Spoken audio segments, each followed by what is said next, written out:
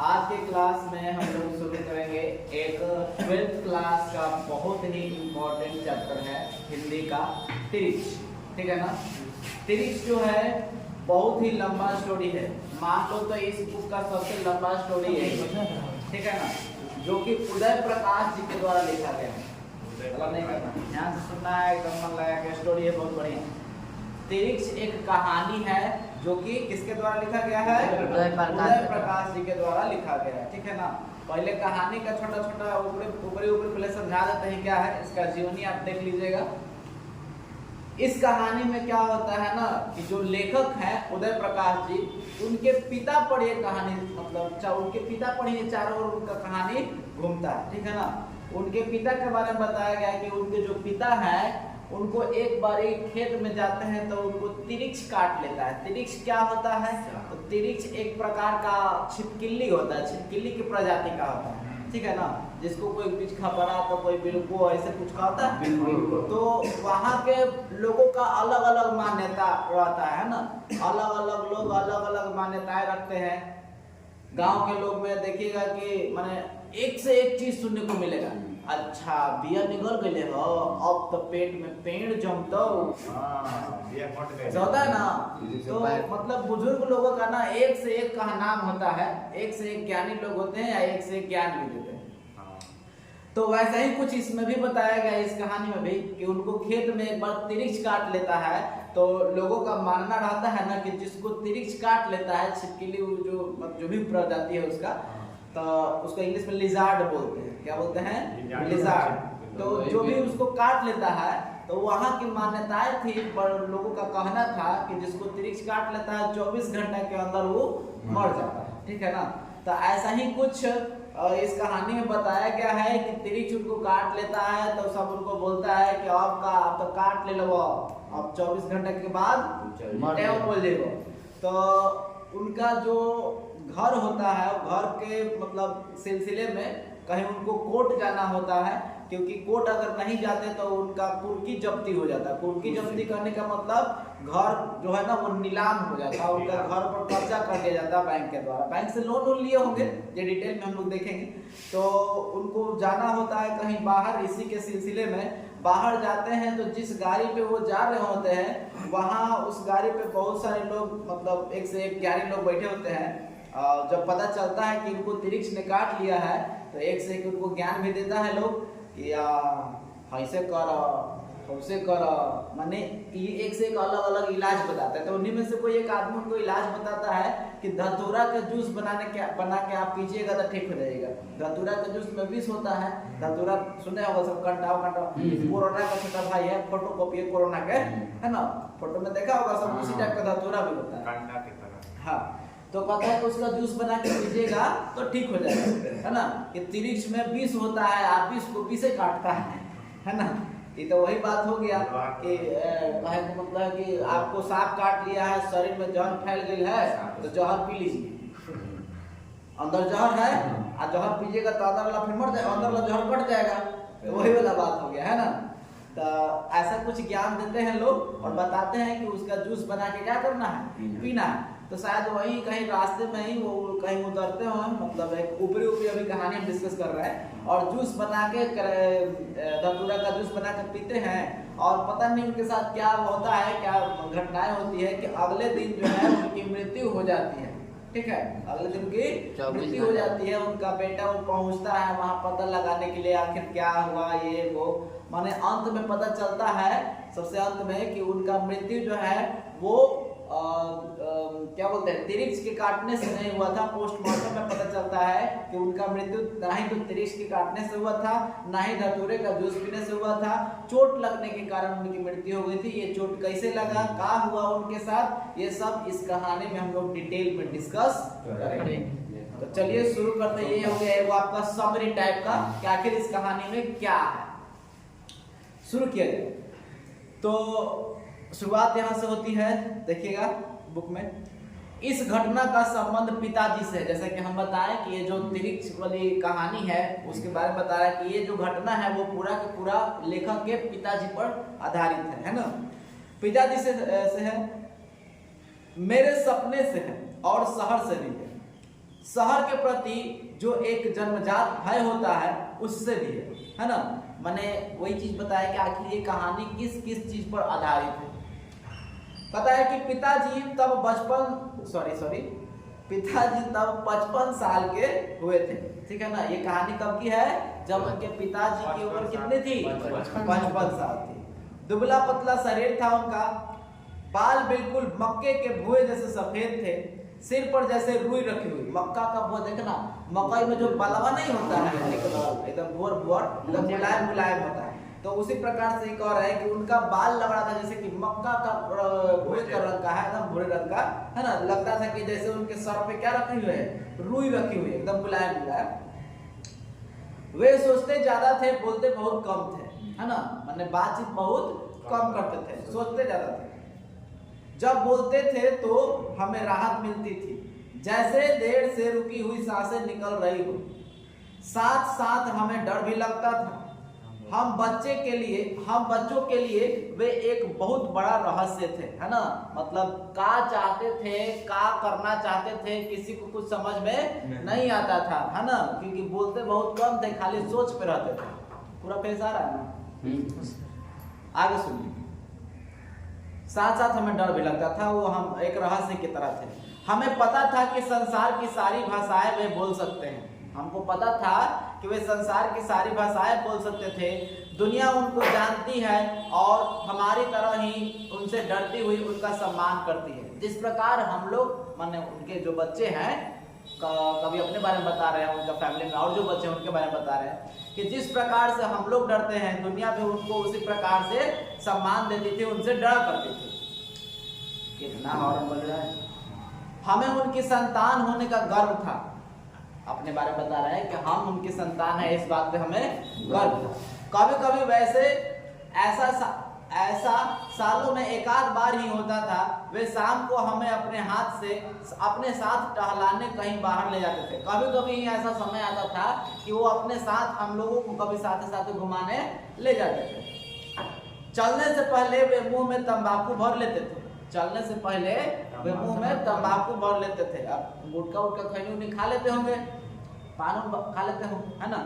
तंबाकू के कारण वो कुछ बोल नहीं पाते थे। अब देखिएगा जो पान खिलाएगा वो बोल रहा, ठीक है ना। तो उसको से ज्यादा बोलवाने का मतलब है कि उसका 10 रुपया बर्बाद कर दीजिएगा। पान थूक देगा तो बर्बाद हो जाएगा ना। गुटखा थूक देगा तो गुटखा थूकवा दिया। तो वैसे लोग जो गुटखा पान खाते हैं ना, जरूरत होने पर ही मुंह खोलते हैं, है ना। बिना मतलब के मुंह नहीं खोलेगा। मैंने तब लगेगा कि नहीं अब बोलना चाहिए, तब गुटखा का त्याग करेंगे, बोलेंगे। तंबाकू के कारण वे कुछ बोल नहीं पाते थे, चुप रहते थे। वही चुप्पी हमें बहुत गंभीर, गौरवशाली, आश्चर्यजनक और भारी भरकम लगती थी, है ना। छोटी बहन कभी उनसे रास्ते में कुछ पूछना चाहती तो फौरन मैं उसका जवाब देने की कोशिश करता। कभी वो बाहर घूमने जाते थे, उनकी एक छोटी बहन भी थी, किनकी? लेखक की, है ना।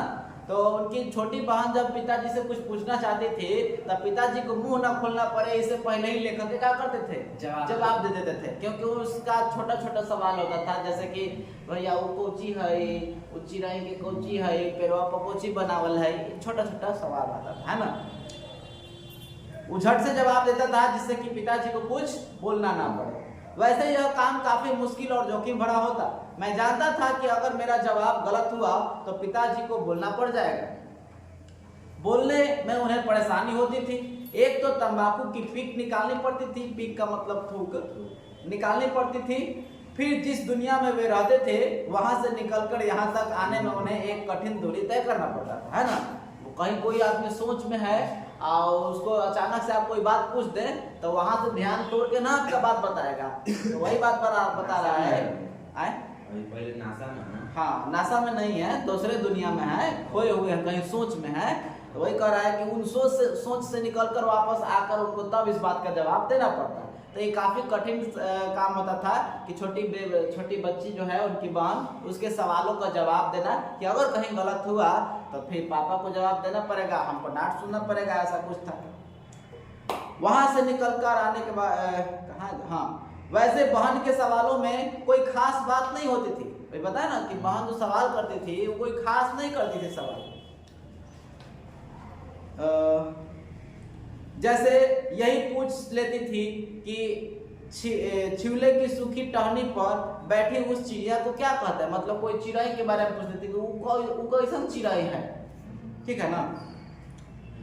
मैं चूंकि सारी चिड़ियों को जानता था इसलिए बता सकता था कि वह नीलकंठ है और दशहरे के दिन उसे जरूर देखना चाहिए। मेरी कोशिश रहती थी कि पिताजी को आराम रहे और वे सोचते रहे, ठीक है ना।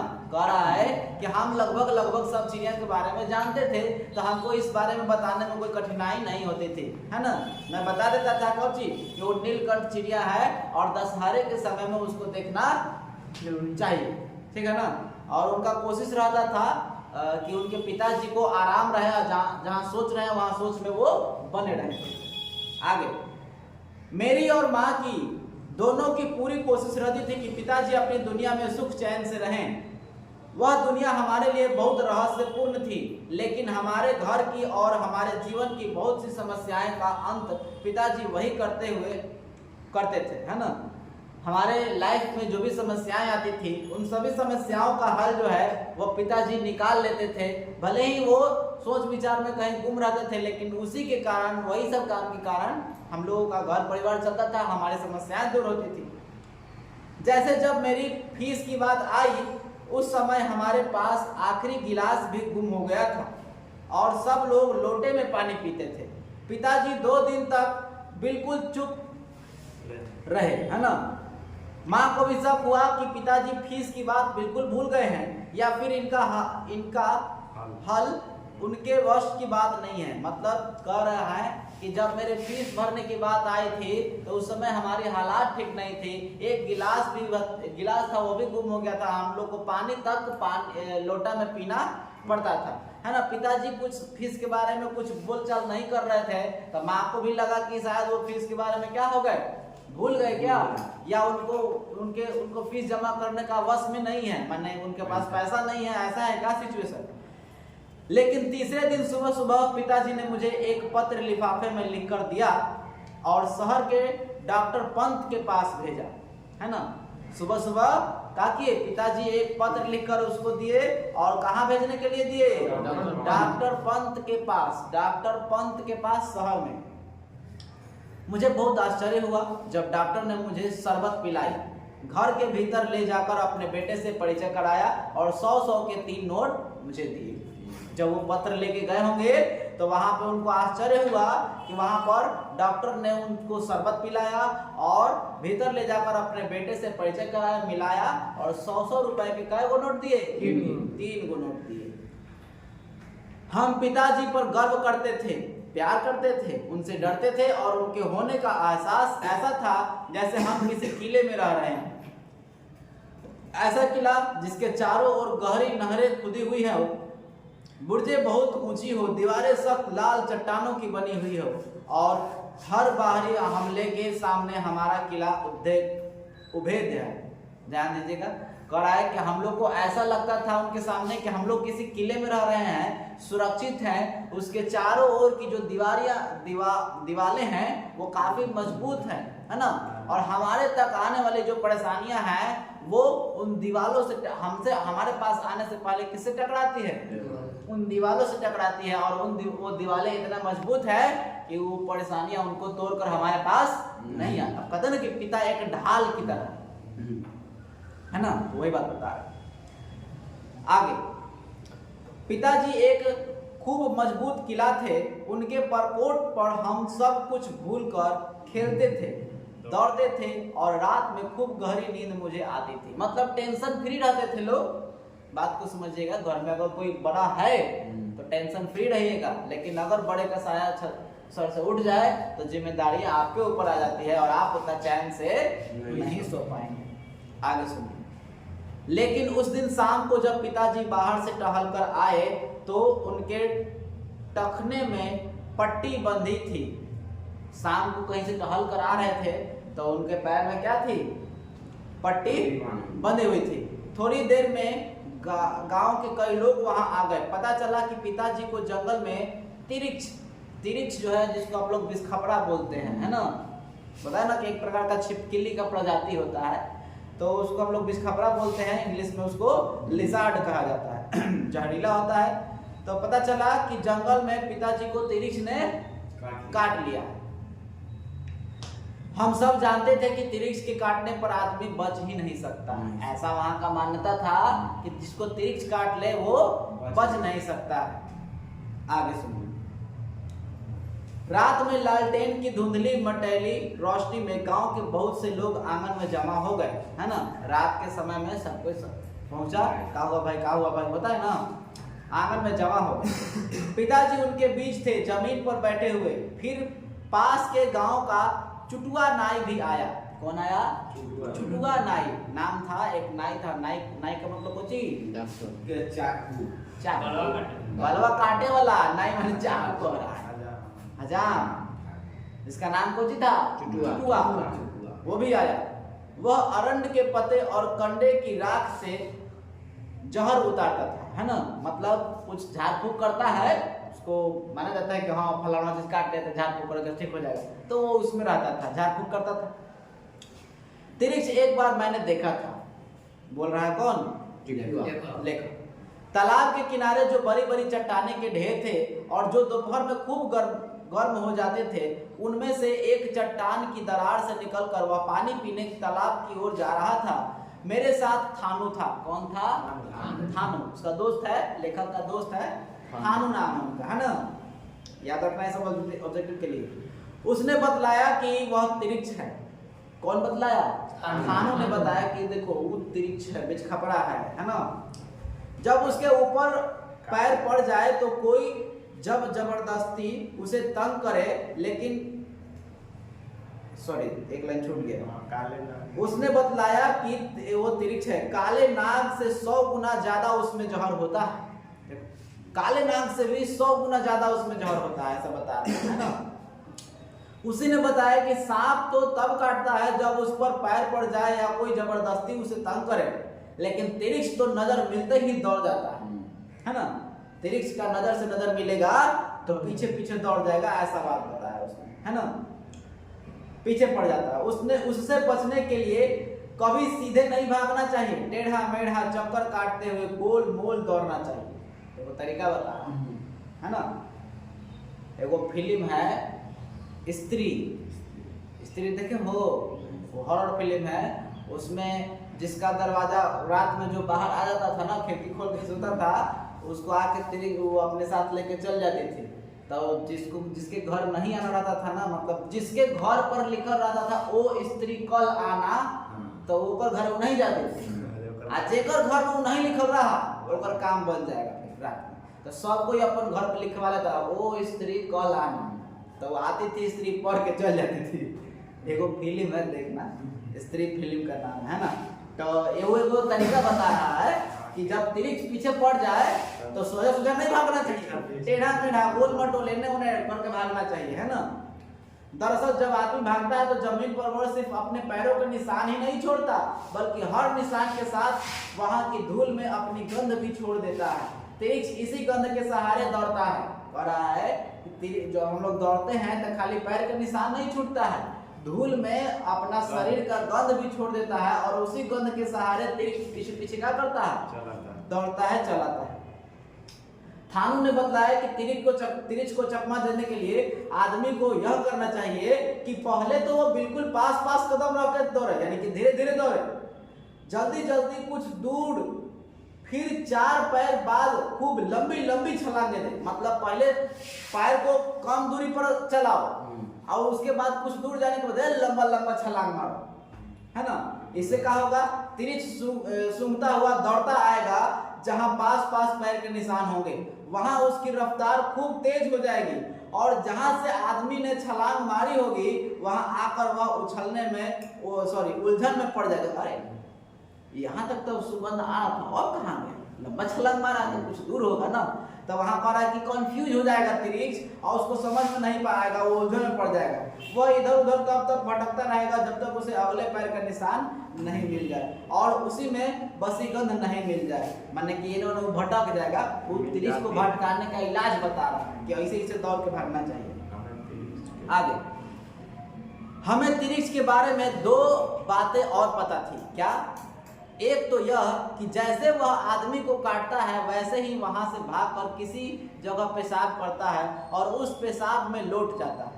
अगर तिरिक्ष ऐसा कर लिया तो आदमी बच नहीं सकता है। तो एक से एक मान्यता है कि तिरिक्ष जिसको काटता है वहां से फौरन भाग जाता है और भाग के किसी जगह पर पेशाब करता है और उस पेशाब पर अगर वो लौट गया तो फिर वो आदमी बच नहीं पाएगा, है ना।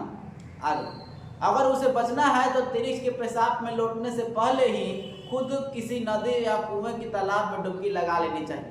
यानी जब तक तिरिक्ष अपने पेशाब पे नहीं लौट जाता है ओकर पहले ही आपको किसी तालाब में क्या करना है, डुबकी लगा लेना है या कुएं में डुबकी लगा लेना है, या फिर तिरिक्ष के ऐसा करने से पहले ही उसे मार देना चाहिए। ठीक है। एक बात क्या उसको पता चला कि तिरिक्ष जो काटता है काटने के बाद जाके कहीं पेशाब कर देता है उसी में लौट जाता है और ऊपर लौट गया तब आदमी गया, फिर कोई इलाज नहीं है। अगर बचना चाहते हो तो उसको लौटने से पहले तुम किसी कुआं या तालाब में जाकर डुबकी लगा लो या उसको लौटने से पहले उसको क्या कर दो, मार दो। ये तो एक बात हुआ। दूसरी बात क्या पता थी कि तिरिक्ष काटने के लिए तभी दौड़ता है जब उससे तिरिक्ष काटने के लिए तब दौड़ता है जब उससे नजर टकरा जाए। यानी कि तिरिक्ष ऐसे नहीं दौड़ेगा पीछे, जब आपका नजर उसको से मिल जाएगा ना तब तिरिक्ष पीछे लग जाएगा, है ना। अगर तिरिक्ष को देखो तो उसे कभी आंख मत मिलाओ, है ना। तिरिक्ष को देखो तो कभी उसे आंख मत मिला। आई फ्लू आंख से आंख मिलैलो तो गइलो, है ना। तो आंख नहीं मिलाना चाहिए। आंख मिलते ही वह आदमी की गंध पहचान लेता है और फिर पीछे लग जाता है। फिर तो आदमी चाहे पूरे पृथ्वी का चक्कर लगा ले तिरिक्ष पीछे पीछे ही आता रहेगा। एक से एक मान्यता। आगे सुनिए। मैं भी तमाम बच्चों की तरह उस समय तिरिक्ष से बहुत डरता था। मेरे दुष्स्वप्न के सबसे खतरनाक पात्र दो ही थे, एक हाथी और दूसरा तिरिक्ष। देखिए ऑब्जेक्टिव में पूछेगा कि कवि को सपने में क्या क्या दिखाई देता था, तो एगो तिरिक्ष एगो हाथी, यही दो उनके सपने में हमेशा आता था। दुष्स्वप्न का मतलब खराब सपना। आगे हाथी तो फिर भी दौड़ता दौड़ता थक जाता था और मैं पेड़ पर चढ़कर बच जाता था या फिर उड़ने लगता था, लेकिन तिरिक्ष उसके सामने तो मैं किसी इंद्रजाल में भी बंध जाता था, है ना। हाथी से तो एने ओने करके बच भी जाते थे, वो हाथी थक भी जाता था, लेकिन तिरिक्ष से मतलब पीछे नहीं छूटता था, ऐसा बताया। मैं सपने में कहीं जा रहा होता तो अचानक ही किसी जगह वह मिल जाता। उसकी जगह तय नहीं होती थी, मैंने कहाँ मिल जाएगा कोई ठीक नहीं है। कोई जरूरी नहीं था कि वह चट्टानों के दरार में, पुरानी इमारतों के पिछवाड़े या किसी झाड़ी के पास दिखे। वह मुझे बाजार में, सिनेमा हॉल में, किसी दुकान या मेरे कमरे में भी दिख सकता। कौन? तिरिक्ष। मैं सपने में कोशिश करता था कि उससे नजरें ना मिला पाएं, लेकिन वह इतनी परिचित आंखों से मुझे देखता था कि मैं अपने आप को रोक नहीं पाता था और बस आंख मिलते ही उसकी नजर बदल जाती थी और वह मेरे पीछे दौड़ने लगता था। मैं गोल गोल चक्कर लगाता था, जल्दी जल्दी आसपास डग भटक कर अचानक खूब लंबी लंबी छलांगे लगाता। अपना इलाज कर रहा है, उसका दोस्त बताया था ना। लंबी लंबी छलांगे लगाता था, उड़ने की कोशिश करता था, किसी ऊंची जगह पर चढ़ जाता था, लेकिन मेरी 1000 कोशिशों के बावजूद वह चकमा नहीं खाता था। वह मुझे बहुत घाघ समझकर चतुर और खतरनाक लगता था। उसको लेखक को तिरिक्ष जो है वो बहुत खतरनाक लगता था, है ना। आगे क्या कहता है? खतरनाक लगता था। हाँ, मुझे लगता था कि वह मुझे खूब अच्छी तरह से जानता है। उसकी आंखों में मेरे लिए परिचय की जो चमक थी, उससे मुझे लगता था कि वह मेरा ऐसा शत्रु है जिसे मेरे दिमाग में आने वाले हर विचार के बारे में पता है। उसको देखकर ऐसा लगता था कि वो मेरा ऐसा दुश्मन है जो हमारे दिमाग में पढ़ लेता है, हमारे दिमाग में जो ख्याल आता है वो सब पढ़ लेता है। आगे मेरा सबसे खौफनाक यातनादायक, भयाक्रांत और बेचैनी से भरा यही सपना था। भागते भागते मेरा पूरा शरीर थक जाता था, फेफड़े फूल जाते थे, मैं पसीने में लथपथ होकर बेदम होने लगता था और बहुत ही डरावनी सुन कर डालने वाली मृत्यु मेरे बिल्कुल करीब आने लगती। मैं जोर से चीखता, रोने लगता, पिताजी को, थानू को या माँ को पुकारता और फिर मैं जान जाता कि यह सपना है। मतलब जब सपना देखते थे तो सपना में उसका सपना जब आता था फिर इसका तो बहुत डर जाते थे, चिल्लाने लगते थे, माँ को याद करने लगते थे, पिता को, थानू को, सबको बुलाने लगते थे। लेकिन कुछ समय बाद उनको रियलाइज होता था कि सपना था। ठीक है ना? क्या कर रहा है जी? किताब देख रहा है। चलिए आगे, कहाँ थे जी? सपना था न, बोला गया। लेकिन सपना कौन था? हाँ, सपना कौन था? यह सपना था। आगे सुनिए। लेकिन यह पता चल जाने के बावजूद मैं अच्छी तरह से जानता कि तब मैं भी अपनी इस मृत्यु से नहीं बच सकता। मृत्यु नहीं, तिरिक्ष द्वारा अपनी हत्या से। और ऐसे में मैं सपने में ही कोशिश करता कि किसी तरह जाग जाऊं। मैं पूरी ताकत लगाता, अपने के भीतर आंखें खोलकर फाड़ता, रोशनी को देखने की कोशिश करता और जोर से कुछ बोलता। कई बार बिल्कुल ऐन मौके पर मैं जगने में सफल भी हो जाता। माँ बतलाती कि मुझे सपने में बोलने और चीखने की आदत है। कई बार उन्होंने मुझे नींद में रोते हुए भी देखा था। कह रहे हैं कि मैं सपने में कोशिश करता था कि जब तिरिक्ष मुझे काटने आया तो मैं जाग जाऊं, है ना? ऐसा कोशिश करते थे। कई बार वो सफल भी हो जाते थे। उनकी माँ बताती थी कि उसको सपने में बड़बड़ाने की आदत है ना? कई बार तो उन्होंने सपने में उनको रोते हुए भी देखा। ऐसा भी उन्हें मुझे जगा डालना चाहिए। ऐसे में उन्हें मुझे जगा डालना चाहिए, लेकिन वे मेरे माथे को सहलाकर मुझे रजाई में ढक देती थी और मैं उसी खौफनाक दुनिया में अकेला छोड़ दिया जाता था। कहते हैं कि ऐसे सिचुएशन में माँ को मुझे जगा देना चाहिए था, है ना? कि उठ, मैंने कहा हुआ पता ना कि सपना देखता है, चिल्लाता तो उठा देते, कहो। तो ऐसे सिचुएशन में मुझे उठा देना चाहिए था, लेकिन मुझे उठाती नहीं थी, रजाई में घुसिया को उठा देती थी। हाँ, मैं उसी खौफनाक मंजर में अकेले फंसे रह जाते थे सपने में। अपनी मृत्यु बल्कि अपनी हत्या से बचने की कोशिश में मैं भागता रहता था, दौड़ता रहता था, चीखता रहता था। वैसे धीरे धीरे मैंने अनुभव से यह जान लिया कि आवाज ही ऐसे मौके पर मेरा सबसे बड़ा अस्त्र है, जिससे मैं तिरिक्ष से बच सकता था। मतलब डेली यही काम हो रहा है, तो उनको रियलाइज हुआ कि मेरा आवाज जो है वो मेरा सबसे बड़ा अस्त्र है, शस्त्र है, जिससे कि मैं तिरिक्ष से बच सकता था, लेकिन दुर्भाग्य से हर बार इस अस्त्र की याद मुझे बिल्कुल अंतिम समय पर आती थी। ठीक है ना? ध्यान दीजिएगा, तुम लोग भी सपना देखते होगे ना, तो सपना में डराएगा, चिल्लाएगा लास्ट में। तो वही बात कह रहा है कि हमारे पास आवाज सबसे बड़ा अस्त्र था इससे बचने के लिए, लेकिन दुर्भाग्य की बात यह है कि इसका याद हमको लास्ट में आता था, है ना? कि हम चिल्लाएंगे तो बच जाएंगे। आगे कह रहा है कि तब जब वह मुझे बिल्कुल पा लेने वाला होता, मतलब कि जैसा ही हमारा तिरिक्ष पकड़ने वाला होता है, तब हमको चिल्लाने वाला बात याद आता है। चिल्लाएंगे तो बच जाएंगे, न तो पीछे हम खौफनाक मंजर में घूमते रहते थे, दौड़ते रहते थे, भागते रहते थे, चिल्लाते रहते थे। अपनी हत्या की सांसें मुझे छूने लगती। मौत के नशे से भरे एक निर्जीव लेकिन डरावने अंधेरे से मैं घिर जाता। लगता कि मेरे नीचे कोई ठोस आधार नहीं है, मैं हवा हूँ। और वह पल आ जाता जब मेरे जीवन का अंत होने वाला होता। तभी बिल्कुल इसी तरह बहुत छोटे और नाजुक पल में मुझे अपने इस अस्त्र की याद आती और मैं जोर जोर से बोलने लगता। इस आवाज के सहारे मैं सपने से बाहर निकल आता और मैं जग जाता। ठीक है ना? कई बार माँ मुझसे पूछती भी कि मुझे क्या हो गया था, जब मेरे पास इतनी भाषा नहीं थी कि मैं उन्हें सब कुछ एक एक चीज करके उनको बता देता। अपनी इस असमर्थता के बारे में मुझे खूब पता था और इसी वजह से मैं एक अजीब से तनाव, बेचैनी और असहाय से भर जाता था। अंत में हार कर इतना ही कह पाता था कि बहुत डरावना सपना। जब माँ पूछती थी कि आज क्या हो गया था, तुमको काहे चिल्ला रहा था, तो हमारे पास शब्द नहीं होते थे उस चीज को बयां करने के लिए कि कैसे बताएं। हमको पता था कि मेरे साथ क्या हो रहा है, हम कैसे रह रहे हैं, इसीलिए हमेशा वो बेचैन रहते थे, है ना? और अंत में ना कुछ कहने बन पाए तो बस यही कहते थे कि बहुत डरावना सपना है। जाने क्यों मुझे शक था कि पिताजी को उसी तिरिक्ष ने काटा था जिसे मैं पहचानता था और जो मेरे सपने में आता था। ऐसा उनको लगता था कि ये वही तिरिक्ष है जो मेरे पिताजी को काटा था। लेकिन एक अच्छी बात यह हुई कि जैसे ही वह तिरिक्ष पिताजी को काट कर भागा, पिताजी ने उसका पीछा करके उसे मार डाला था। ठीक है ना।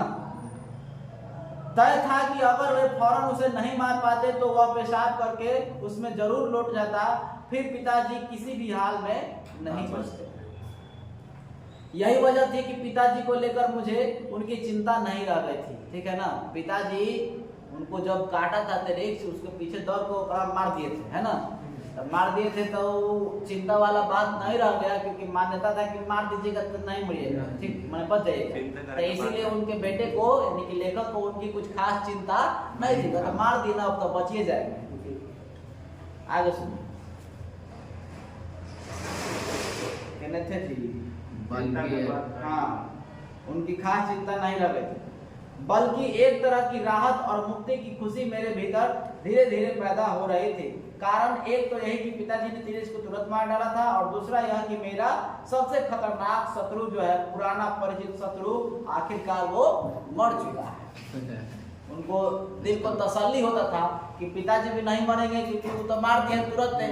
हम जो सपना देख रहे हैं वो तो पहले ही मर चुका था, हमें काटेगा कैसे। ये बात सोच के मन में संतोष के लिए रहते थे। उनका तो वध हो चुका था, और अब मैं अपने सपने के भीतर कहीं भी बिना किसी डर के सीटी बजाता हुआ घूम सकता था, है ना। कहीं सपना में दिखाई भी दे तो मर चुका है, एकदम बेफिक्र बिंदास। आगे सुनिए। उस रात देर तक हमारे आंगन में भीड़ रही। किस रात? उसी रात जिस रात पिताजी को काटा था तिरिक्ष ने। पिताजी की झाड़ फूक चलती रही। कांटे के जख्म को चीर कर खून भी बहाकर निकाला गया, और कुएं में डालने वाली लाल दवा, जो कि पोटेशियम परमैंगनेट होती है, जख्म में भरा गया। मैं चिंतित था। कह रहा है कि वैसा इलाज झाड़ फूक चलता रहा, है ना। जहाँ पे काटा था वहां से ब्लड भी निकाला गया, उनको दवाई भी दी गई। अगली सुबह पिताजी को शहर जाना था। अगली सुबह पिताजी को शहर जाना था। अदालत में पेशी थी, बताए थे ना, अदालत में पेशी थी। उनके नाम सम्मन आया था। हमारे गांव से लगभग 2 किलोमीटर दूर निकलने वाली सड़क से शहर के लिए बसें गुजरती थी। जहां उनका गांव था वहां से 2 किलोमीटर दूर मेन रोड था, और वहीं से शहर जाने वाली बस जाती थी, है ना। कैसे आप लोग का गांव राम दानापुर जाने के लिए मने रहते हैं वैसे। तो कितना 2 किलोमीटर दूर सड़क से शहर के लिए बस गुजरती थी, है ना। उनकी संख्या दिन भर में मुश्किल से 2 या 3 थी, माने बस ज्यादा नहीं जाता था, 2 से 3 को बसें जाता था, है ना। गनीमत थी कि पिताजी जैसे ही सड़क तक पहुंचे, शहर जाने वाला पास के गांव का एक ट्रैक्टर उन्हें मिल गया। आप सुनो, जैसे ही गांव से गुजर रहे थे, उनको क्या मिल गया? वो ट्रैक्टर मिल गया। ट्रैक्टर गांव का था। ट्रैक्टर में बैठे हुए लोग पहचान के ही थे, गांव का था तो सब पहचान के ही लोग होंगे। ट्रैक्टर 2-2.5 घंटे में शहर पहुंच जाने वाला था, यानी अदालत खुलने से काफी पहले। रास्ते में तिरिक्ष वाली बात चली। पिताजी ने अपना टकना उन लोगों को दिखाया कि देख काट लिया है। ट्रैक्टर में पंडित रामावतार भी थे। एक और है आदमी के नाम आया, कौन? पंडित रामावतार। उन्होंने बताया कि तिरिक्ष के जहर की एक खासियत यह भी है कि कभी कभी यह 24 घंटे बाद ठीक उसी वक्त जिस वक्त पिछले दिन तिरिक्ष काटता है अपना असर दिखाता है। और है जानते हैं वो बात, तिरिक्ष काटता है ना तो एक और विष कब फैलता है, माने इसका असर कब दिखता है? ठीक काटने के 24 घंटे बाद। 24 घंटे बाद टाइम बोल जाइएगा। इसलिए अभी पिताजी को निश्चिंत नहीं होना चाहिए। जैसे कि उनको तिरिक्ष काट लिया, लेकिन उनको कुछ खास तकलीफ नहीं हो रहा है, कुछ दिक्कत नहीं हो रहा है, तो क्या अभी निश्चिंत मत होइए। तिरिक्ष काटा है ना, 24 घंटा बाद असर दिखाई देगा, है ना। और इसीलिए निश्चिंत नहीं होना चाहिए। ट्रैक्टर के लोगों ने पिताजी का ध्यान और एक बड़ी गलती की ओर खींचा। उनका कहना था कि यह तो पिताजी ने ठीक किया कि तिरिक्स को फौरन मार डाला, लेकिन इसके बाद भी तिरिक्स को यूं ही नहीं छोड़ देना चाहिए था, उसे कम से कम जला जरूर देना चाहिए था। देखिए, मार तो दिए लेकिन मार के छोड़ दिए, एक गलती कर दिया, जला देना चाहिए था। ये सब ट्रैक्टर में के आदमी का कहना है। उन लोगों का कहना था कि बड़े से बड़े कीड़े मकोड़े और जीव जंतु रात में चंद्रमा की ओर रोशनी में दोबारा ही जी उठते हैं। देखिए, उनका क्या कहना है, बड़ा से बड़ा जीव जिसको आप मार भी दीजिएगा ना, कीड़े मकोड़े, वो चंद्रमा की रोशनी में रात को जिंदा हो जाता है। हम भी अपने गांव में सुने थे कि रात के मार देने, मतलब रात को मार दिए ना, सुबह वो जिंदा होकर गायब हो जाता था। अरे उठा के कोई फेंक देता होगा तो कहना था काजी कि वो जिंदा होकर चला गया। तो वहां ऐसा मानना था कि चांदनी रात में वो जिंदा हो जाता था, बड़ा छोटा छोटा जो कीड़ा मकोड़ा सब माने जीव जंतु जो होते हैं। चांदनी में जो ओस और शीत होती है उसमें अमृत होता है, और कई बार ऐसा देखा गया है जिस सांप को मरा हुआ समझकर रात में यूं ही फेंक दिया जाता है, उसका शरीर चांद की शीत में भीग कर दोबारा ही उठता है और वह भाग जाता है। फिर वह हमेशा बदलने की ताक में रहता है, बदला लेने की ताक में रहता है ना। सांप जो है हमेशा बदला लेने की ताक में रहता है कि अब बदला लेना है। फोटो खींच लिए हैं तो लोग भी सुना होगा, सांप मार दिया तो आंख पूछ दो, आंख नहीं पूछा तो फोटो खींच लेगा और फिर वो जोड़ीदार बदला ले आएगा रात में, ऐसा मान्यता है। आगे सुनिए। ट्रैक्टर के लोगों को शक था कि कहीं ऐसा ना हो कि रात में जी उठने के बाद तिरिक्स पेशाब करने उसमें लौट जाए। ठीक है ना, ट्रैक्टर के लोग को ऐसा शक था कि कहीं तिरिक्स रात में उठ न जाए और फिर जो उसको तो काटा था पेशाब करके उसमें लौट जाएगा, तब तक इनका काम तमाम हो जाएगा। ठीक है ना। ऐसा हुआ तो 24 घंटे बीतते ही ठीक उसी घड़ी के आने पर तिरिक्स जानलेवा जहर पिजा तक चढ़ना शुरू हो जाएगा। पिताजी और क्या सुने पर चढ़ना शुरू है। कर रहा है कि ऐसा अगर हो गया तो ठीक 24 घंटे बाद तिरिक्स का जहर जो है लेखक के पिताजी पर चढ़ना शुरू हो जाएगा। उन लोगों ने सलाह भी दी थी कि पिताजी को वहीं के पास वहीं से वापस लौट जाना चाहिए। उन लोग सलाह दे कि मर्द चल जा घर वापस, मत जा, फोटो कचहरी मत जा, चल जा घरे। अगर संयोग से उस तिरिक्स की लाश उसे उस जगह पर मिल गई हो, जगह पर मरी हुई मिल जाए तो उसे अच्छी तरह जलाकर राख कर देना है ना।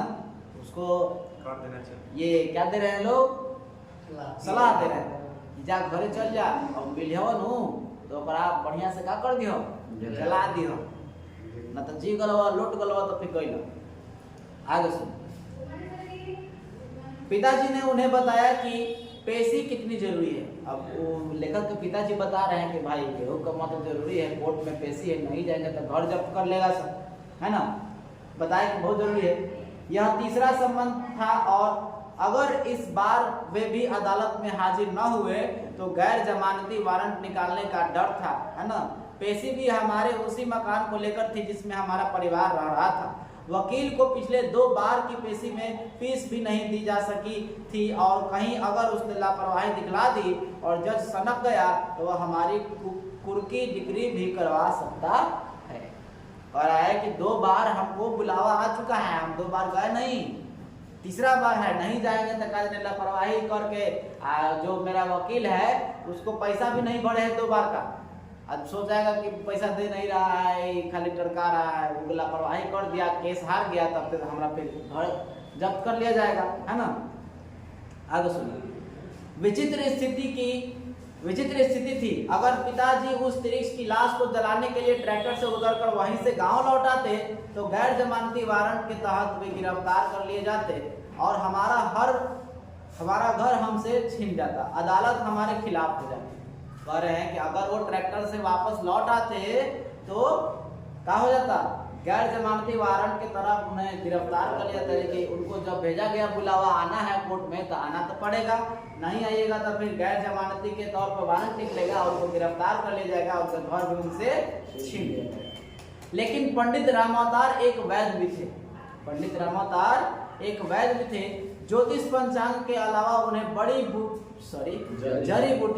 जड़ी बूटियों का भी बड़ा गहरा जानकारी था। ठीक है ना, कहते थे कह रहा है कि ज्योतिष के साथ उनको जड़ी बूटी का भी अच्छा खासा नॉलेज था। उन्होंने यह सुझाव दिया कि एक तरीका है जिससे पिताजी पेशी में हाजिर भी हो सकते हैं और तिरिक्स जहर से भी 24 घंटे के बाद बच सकते हैं। एक तरीका बताया। क्या बता रहे हैं? उन्होंने बताया कि चरक का निचोड़ इस सूत्र में है कि विष ही विष की औषधि होता है। अगर धतूरे का बीज कहीं मिल जाए तो वह तिरिक्स के जहर की काट तैयार कर सकते हैं। कह रहे हैं कि विष ही विष को काटता है। अगर धतूरे का बीज कहीं मिल जाए तो उससे इसका इलाज का काढ़ा तैयार किया जा सकता है। अगले गांव सामतपुर में, कहा सामतपुर में ट्रैक्टर रोक दिया गया और एक तेला के खेत में धतूरे के पौधे आखिरकार खोज निकाले गए। धतूरे का पौधा खोज निकाला। धतूरे के बीज को पीसकर उसे तांबे के पुराने सिक्के के साथ उबालकर काढ़ा तैयार किया गया। कैसे काढ़ा तैयार करिएगा? धतूरे के बीज को पीसकर और पुराने सिक्के, तांबे के पुराने सिक्के को इसके साथ उबालकर काढ़ा तैयार किया गया। काढ़ा बहुत कड़वा था, इसलिए उन्हें कांचे में मिलाकर पिलाया जाएगा, चाय में। कौचे में मिलाकर पिलाया गया? चाय में मिलाकर पिलाया गया, है ना। इसके बाद सभी निश्चिंत हो, चलो भाई दवाई पिला दी, अब तो काम हो गया, निश्चिंत हो गया। एक बहुत बड़ी खतरे से पिताजी को निकालने की कोशिश हो रही थी, है ना। भाई मृत्यु से बड़ा खतरा कुछ हो सकता है, तो उसी से निकालने का इलाज चल रहा था। वैसे मुझे तिरिक्स के बारे में तीसरी बात भी पता थी। दो बात उधर, तीसरा बात कर रहा है। तीसरी बात भी पता थी। क्या? जो पिताजी के जाने के कई घंटे बाद अचानक याद आ गई थी मुझे। क्या? तो यह बात सांप की उस बात से मिलती जुलती थी जिसके फलस्वरूप आगे चलकर कैमरे का आविष्कार हुआ था। ठीक है ना। मैं ऐसा मान रहा था कि सांप से प्रेरित होकर कैमरा का आविष्कार किया गया। सांप के आंख में फोटो खींचा जाता था। आगे माना यह जाता था कि अगर कोई आदमी सांप को मार रहा है तो मरने से पहले वह सांप अंतिम बार अपने हत्यारे के चेहरे को पूरी तरह से बहुत गौर से देखता है। आदमी उसकी हत्या कर रहा होता है और सांप टकटकी बांधकर उस आदमी के चेहरे की एक बारीकी और अपनी आंखों के भीतरी पर्दे में दर्ज कर रहा होता है, फोटो खींच रहा होता है। सांप की मृत्यु के बाद सांप की आंख के भीतरी पर्दे पर उस आदमी का चित्र स्पष्ट दर्ज हो जाता है, एकदम फिक्स, एकदम सेव हो जाता है ना, कंप्यूटर में। फिर बाद में आदमी के जाने के बाद उस सांप का दूसरा जोड़ा आकर, देखो बता रहे थे ना, उस सांप का दूसरा जोड़ा आकर उस मरे हुए सांप की आंख के भीतर झांकता है और इस तरह से वह हत्यारा पहचान लिया जाता है। सारे सांप उसे पहचानने लगते हैं। फिर वह कहीं भी चला जाए उससे बदला लेने के फिराक में वे रहते हैं। हर सांप उनका शत्रु हो जाता है। अब तिरिक्स के बारे में भी ये मान्यता उनके सामने आई जैसे कि सांप के बारे में। तब फिर सोच में पड़ गए, भाई ओकर जलाएंगे नहीं, ओकर जोड़वा आके में देख लेगा आंखों में, तब पहचान जाएगा कि हाँ कौन मारा है। तो फिर पिताजी को छोड़ेगा नहीं, नया टेंशन। आगे सुनो। मुझे शक था कि मरे हुए तिरिक्स की आंखें की भीतरी पर्दे पर पिताजी का चेहरा दर्ज हो गया होगा। कोई दूसरा तिरिक्स आकर उस लाश की आंख में झांकेगा और पिताजी को पहचान लेगा। मेरे भीतर इस बात को लेकर बेचैनी पैदा होने लगी। पिताजी ने यह सतर्कता क्यों नहीं बरती? उन्हें तिरिक्स को मारने के साथ साथ पत्थर से उनकी दोनों आंखों को कुचलकर फोड़ देना चाहिए था। और आए पिताजी मार तो दिए लेकिन आंखों को फोड़ देना चाहिए था उसका, है ना। अब तो बेचैनी हो रहा है, कहीं फोटो खींच लिया होगा तो दिक्कतें हो जाएगा। आगे सुनो। सीधा होकर बैठो तुम, आंख धो के ठीक है। हाँ तो यहाँ पानी होगा, देखो जाओ पीछे बोला। कहा थे जी? उलझन में पड़ गए। लेकिन अब क्या हो सकता था? पिताजी शहर जा चुके थे और मेरे सामने उलझन और चुनौती थी कि गांव के पास फैले इतने बड़े जंगल में किसी जगह तिरिक्स को मारकर उन्हें छोड़ा था, वह जंगल में खोज निकालू। मतलब कहाँ मार के कहाँ छोड़े, हमरा क्या पता, कहाँ खोजे जाएंगे। अब सुनिए, मैं थानू के साथ बोतल में मिट्टी का तेल, दिया सलाई और डंडा लेकर जंगल में तिरिक्स की खोज में भटकता रहा। अब तिरिक्स को खोजने निकल गए, किसके साथ? थानू के साथ, जो उनका दोस्त था, है ना। मैं उसे अच्छी तरह पहचानता था, बहुत अच्छी तरह। थानू निराश था क्या? अब उस क्लास में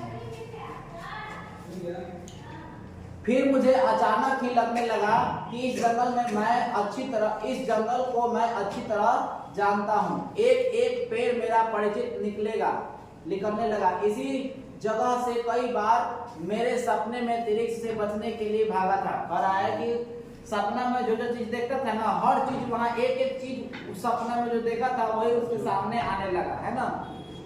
तो पहचान रहा था कि कहाँ तिरिक्स को देखे थे।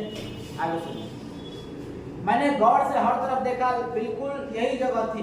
मैंने थानू को बताया कि एक संकरा सा नाला इस जगह से कितनी दूर दक्षिण की तरफ बहता है। मतलब बता रहा है कि जानते हो यहाँ से इतना दूरी पे वो नाला होगा, हम सपना में देखे थे। ऐसा फिल्म में भी आप देखे होंगे कि सपना में देखता है तो जाकर बताता है कि मैं यहाँ पहले आ चुका हूँ, पहले यहाँ पे खुदाई होता था,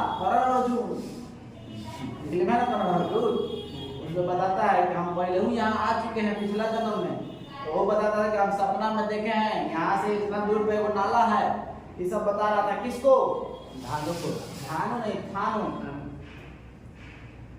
चलिए आगे बता रहा है कि नाले के ऊपर बड़ी बड़ी चट्टाने हैं, वहाँ कीकर का एक बहुत पुराना पेड़ है। कीकर लिखा है जी, पीपर होना चाहिए था, हो सकता है कीकर में कुछ होता हो। बहुत पुराना पेड़ है जिस पर बड़े शहद के छत्ते हैं। उन्हें देखकर, शहद के छत्ते मतलब मधुमक्खी, उन्हें देखकर लगता है कि वे कई शताब्दियों पुराने, बारिश के बीतने के बाद जब कई शताब्दी पुराने हैं। उस भूरे रंग की चट्टान को जानता था जो बरसात भर नाले के पानी में आधी डूबी रहती थी, और बारिश के बीतने के बाद वह जब बाहर निकलती थी तो उसकी खोहों में कीचड़ भर जाते थे और अजब अजब वनस्पतियां वहां से उग आती थी। चट्टानों के ऊपर हरी कई एक परत सी जम जाती थी। इस चट्टान की सबसे ऊपर वाली दरार में तिरिक्स रहता था। थानू इस बात को मेरी कल्पना मान रहा था। ये सब बात थानू को बता रहे हैं और थानू समझ रहा है कि इसका खाली मन का वहम है, खाली सोच रहा है, ऐसा कुछ है नहीं। लेकिन बहुत जल्द हमें वह नाला भी मिल गया जिसके बारे में वो बता रहा था। गिरा मत देना, ठीक से बैठो। कीकर का वह पूरा पेड़ भी मिल गया जिस पर शहद के छत्ते थे, और वह चट्टान भी मिल गया। यानी जो जो चीज उसने सपने को लेकर बताया था वो सब मिलते जा रहा था। तिरिक्स की लाश चट्टान से जरा हटकर जमीन पर घास के ऊपर चित पड़ी हुई थी। तिरिक्स भी मिल गया। बिल्कुल यह वही तिरिक्स था। मेरे भीतर हिंसा और उत्तेजना और खुशी की एक सनसनी, बहुत बड़ा है, सनसनी दौड़ रही थी। मतलब अब तो मार देते। थानू ने और मैंने सूखे पत्ते और लकड़ियां इकट्ठी की, खूब सारा मिट्टी का तेल उसमें डाला और उसमें आग लगा दी। तिरिक्स उसमें जल रहा था। उसके जलने की चिरायंत गंध हवा में फैल रही थी। मतलब जल रहा था तो गंध हवा में फैल रहा था उसका। मेरा मन जोर जोर से चिल्लाने को हुआ, लेकिन मैं डरा कि मैं कहीं मैं जाग न जाऊं। देखो वो लग रहा है, वो सपने की बात हो रही है ना। मेरा मन हुआ कि मार दिए जला दिए। खूब मन हुआ कि चिल्लाएं, लेकिन सोच रहे थे कि चिल्लाएंगे का जब गए तो इतना मेहनत से खोज के मारे आए हैं, आज जब गए तो सपना टूट जाएगा। आज खत्म करके सपना हाँ, अब देखो कहा सपने में। आगे सुनो, जाग जाओ, यह सब कुछ सपना न साबित हो जाए। मतलब ऐसा ना हो कि हम चिल्लाएं अब पता चले कि जाए तो सपना था। मैंने उसको विश्वास नहीं हो रहा है ना, और उसको लग रहा है वैसे किसी को सामने देखकर ऐसा लगता है कि छू के देखते हैं कहीं सपना तो नहीं है। मैं थानू की ओर देखा, वह रो रहा था। वह मेरा बहुत अच्छा दोस्त था, ठीक है ना। मेरे सपने में इसी जगह से निकलकर उस तिरिक्स ने कई बार मेरा पीछा करना शुरू किया था। आश्चर्य था कि इतने लंबे अरसे से उसके अड्डे को इतनी अच्छी तरह से जानने के बावजूद कभी दिन में आकर मैंने उसे मारने की कोशिश नहीं की थी। मैं आज बेतहाशा खुश था। कई बार जब वो सपना देखता था तो सपना में उसी दरार से तिरिक्स निकलकर उनका पीछा करता था, लेकिन ये बात की बात है कि उन्होंने कभी वहां आकर उसे मारने की कोशिश नहीं की थी। आगे पंडित, अब अगला स्टेटमेंट, पंडित रामावतार ने बताया था कि ट्रैक्टर ने 9:45 बजे के लगभग शहर का चुंगी नाका पार किया था, जगह का नाम है। वहां उनके नाके की टोल टैक्स चुकाने के लिए कुछ देर रुकना भी पड़ा था। वहां पर पिताजी ट्रैक्टर से उतरकर पेशाब करने गए थे।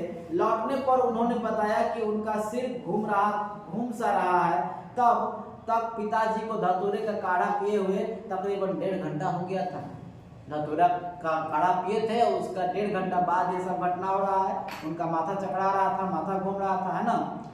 ट्रैक्टर ने पिताजी को शहर में 10:05-7 के आसपास में छोड़ दिया था, है ना। ट्रैक्टर जो है पिताजी को 10:10 के आसपास में उनको शहर छोड़ दिया था। ट्रैक्टर में ही बैठे पलड़ा गांव के मास्टर नंदलाल का कहना था, ठीक है ना। कहाँ के थे मास्टर नंदलाल? पलड़ा गांव। नंदलाल का कहना था कि जब शहर में मिनरवा टॉकीज के, देखिए ये सब जो है ना एक स्टोरी है, कहानी है। उनके पिताजी की मृत्यु हो चुकी है, और वो मृत्यु हो जाने के बाद उन्होंने एक कहानी लिखा है कि कैसे कैसे हम का किए, पिताजी की मृत्यु हो गया तो हम पता लगाए तो क्या क्या पता चला, है ना। कैसे कैसे का हुआ था उनके साथ, वही बता रहे हैं कि 1.5 घंटा काढ़ा पीने के 1.5 घंटा बाद वहां पे गए तो माथा घूम रहा था। उसके बाद 10:10 के आसपास में उनको शहर उतार दिया गया था, ठीक है ना। उसके बाद मास्टर नंदलाल जो कि वही ट्रैक्टर में गए थे, तो उन्होंने क्या बताया कि जब शहर में मिनरवा टॉकीज के पास वाले चौराहे पर पिताजी को ट्रैक्टर से उतारा गया था, तब उन्होंने शिकायत की थी कि उनका गला सूख रहा है ना। जब उनको शहर में छोड़ा गया तो वो बताए थे कि गला हमार सूख रहा है ना। जिसके जो उनके साथ रहा वो बता रहा है कि हाँ ऐसे ही से हो जाए। आगे सुनिए। वे थोड़ा परेशान भी थे क्योंकि अदालत जाने का रास्ता उन्हें मालूम नहीं था, और शहर के लोगों से पूछ कर कहीं जाने में उन्हें बहुत तकलीफ होती थी। बोलते बहुत कम थे, उन्हें कहीं जाने में बहुत तकलीफ, पूछ कर जाना पड़ता था। अब जगह मालूम ही नहीं कि जाना कैसे है, तो पूछ कर जाना पड़ता था। पिताजी के साथ एक दिक्कत यह भी था कि गांव या जंगल की पगडंडी आंख तो उन्हें याद रहती थी, शहर के सड़कें तो वो भूल जाते थे। उनके साथ यह दिक्कत था। गांव में देखिएगा बहुत से लोगों का गांव घुमा देंगे, एक से एक जगह गली निकाल देंगे घुमा के, लेकिन शहर में जाएंगे ना तो उनको पता नहीं चलता है ना। दिमाग घूम जाता है कि कहाँ से आए थे, कन्ने घूम लेंगे, है ना, भुला जाते हैं। तो वही बात बता रहा है कि गांव की पगडंडियां तो हमको अच्छी तरह से याद रहती थी, लेकिन शहर के रास्ते में भूल जाते थे। शहर में बहुत कम जाते थे वो, कौन? उनके पिताजी। जाना ही पड़े तो अंतिम समय तक वे टालते रहते थे। मतलब कभी जबरदस्ती जाना भी पड़े तो छोड़ो रहे तो नहीं जाएंगे, टालते रहते थे, ठीक है ना। तब तक जब तक जाना बिल्कुल जरूरी ना हो जाए, तब तक नहीं जाते थे जब तक बहुत जरूरी नहीं हो जाए, है ना। कई बार तो ऐसा भी हुआ कि पिताजी सारा सामान लेकर शहर के लिए रवाना हुए और बस अड्डे से वापस चले, है ना, क्योंकि ज्यादा शहर जाना पसंद नहीं करते थे। बहाना यह कि बस छूट गई, बहाना मार देते थे कि बस छूट गया, जबकि हम सब जानते थे कि ऐसा कुछ नहीं हुआ होगा। पिताजी ने बस को देखा होगा, फिर वे कहीं बैठ गए होंगे पेशाब करने या पान खाने, फिर उन्होंने देखा होगा कि बस छूट रही है, उन्हें जरा सा और इंतजार किया होगा। जब बस ने रफ्तार पकड़ ली होगी तब वे कुछ दूर तक दौड़े होंगे, समझ रहे ना, मैंने पहुंच छूटने का नाटक किया, जरा सा और इंतजार। हाँ, फिर उनके कदम धीमे पड़ गए होंगे और अफसोस और गुस्सा प्रकट करते हुए वापस लौट आए। ऐसा करते हुए स्वयं भी लगा होगा कि बस सचमुच छूट गई है। ऐसे में जबकि हम मान चुके होते हैं कि वे शहर जा चुके हैं, वे लौटकर हमें चकित कर देते थे।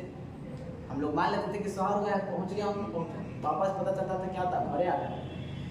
ट्रैक्टर से मिनरवा टॉकीज के पास वाले चौराहे पर सिंघवाज कंपनी के ठीक सामने लगभग 10:07 पर उतरने के बाद से लेकर शाम के 6 बजे तक पिताजी के साथ शहर में जो कुछ भी हुआ उसका सिर्फ एक धुंधला सा अनुमान ही लगाया जा सकता था। क्योंकि वहां पे तो गांव वाले लोगों को छोड़ दिए। अब क्या हुआ था क्या नहीं हुआ था उतना डिटेल में तो बताएंगे नहीं ना, क्योंकि उनके साथ कोई था नहीं। यह जानकारी भी कुछ लोगों से बातचीत और पूछताछ के बाद मिली। किसी की भी मृत्यु के बाद अगर वह मृत्यु आकस्मिक हो, अस्वाभाविक ढंग से हुई हो, तो ऐसी जानकारियां मिल ही जाती है ना। ऐसा अगर किसी का मृत्यु हो जाए तो अब कहीं एक्सीडेंट हो जाता है, कहीं आग लग जाता है, तब पूछिएगा तो दूर दूर तक वो खबर फैला हुआ रहता है ना। अब मान लीजिए जनरली हम कहीं जा रहे हैं, भुलाएं गए, आप जाइएगा पूछिएगा फलाना में देखें, फलाना बहुत कम बताएगा क्योंकि कोई ध्यान ही नहीं देगा। लेकिन रोड पे अगर एक्सीडेंट हो जाए, किसी से पूछे तो हाँ एक्सीडेंट हुआ है, तो वो थोड़ा न्यूज में आ जाता है ना, सबके नजर में। सुनिए, उस दिन बुधवार 17 मई 1972 को सुबह 10 बजे से शाम 6 बजे तक लगभग पौने 8 घंटे में पिताजी कहाँ कहाँ गए, कहाँ कहाँ उनके साथ क्या क्या हुआ, इसका बहुत सही और विस्तृत ब्यौरा तो मिलना मुश्किल है। यानी कि उस दिन, किस दिन की बात हो रही है, 17 मई 1972 को, ठीक है ना। क्या हुआ उतना देर में उनके साथ, ये पूरा अच्छी तरह से मालूम चलना मुश्किल है। जो सूचनाएं या जानकारियां बाद में मिली, उनके जरिए उन घटनाओं का सिर्फ अनुमान ही लगाया जा सकता था। कुछ जानकारी उनको मिला, कुछ जानकारी लोगों ने बताया, हाँ यहाँ ऐसे हुआ था, लेकिन जब पूरा डिटेल तो नहीं ना मिलेगा। तो कुछ जानकारी मिला, अनुमान लगाया जा रहा था कि ऐसे हुआ हो। जैसा कि पलड़ा गांव के मास्टर नंदलाल का कहना था कि जब पिताजी ट्रैक्टर से उतरे थे तभी उनका गला सूखने लगा था, गला सूखने की शिकायत थी। इसके पहले चुंगी नाका, कहाँ पे, चुंगी नाका के पास जब पेशाब करके पिताजी लौटे थे तो उनका सिर घूम रहा था। ये तो छोटी छोटी बातें, यानी पिताजी पर धतूरे का बीज का असर शुरू हो गया। अब ये अनुमान लगा रहे थे लोग कि धतूरा पिए थे 1 घंटा पहले, 1 घंटा पहले, उसी का बीज का असर शुरू हो गया, ठीक है ना। आगे असर शुरू हो गया। वैसे भी शहर पहुंचने तक पिताजी को काढ़ा पिए हुए लगभग 2 घंटे हो चुके थे। मेरा अनुमान है कि उस समय पिताजी को प्यास बहुत लगी होगी। गला भिगोने के लिए वे किसी होटल या ढाबे की तरफ गए भी होंगे, लेकिन जैसा कि मुझे एक स्वभाव के बारे में पता है, वे वहां कुछ देर तक खड़े रहे होंगे और फिर एक गिलास पानी मांगने का फैसला न कर सके होंगे। देखिएगा, जब उनको प्यास, गला सूख रहा था, तो हो सकता है कहीं ढाबे के पास गए होंगे पानी पीने, लेकिन हम उनको अच्छी तरह से जानते हैं, वो जल्दी किसी से पानी मांगने नहीं गए होंगे। कुछ देर खड़े रहे होंगे, सोचे होंगे कि मांगी कि नहीं मांगी, मांगी कि नहीं मांगी, और फिर फैसला किए होंगे कि नहीं मांगना है, ठीक है ना, ना कर सके होंगे। एक बार उन्होंने बताया भी था कि कुछ साल पहले गर्मियों के दिन में जब उन्होंने किसी होटल में पानी मांगा था तो वहां काम करने वाले नौकर ने उन्हें गाली दे दी थी, ठीक है ना। पिताजी बहुत संवेदनशील थे, इसलिए उन्होंने अपनी प्यास को दबाया होगा और वहां से चल पड़े होंगे। आगे सुनिए, 10:15 बजे से लेकर 11 बजे के बीच 45 मिनट तक पिताजी कहाँ गए थे, इसकी कोई जानकारी कहीं से नहीं मिली। इस बीच ऐसी कोई खास घटना भी नहीं हुई जिससे कि कोई कह सके फिर शहर में सड़क पे आते जाते लोग में से किसी ने उन पर ध्यान दिया हो, उन्हें देखा हो, इसका पता लगाना भी मुश्किल था। बंद कर दी,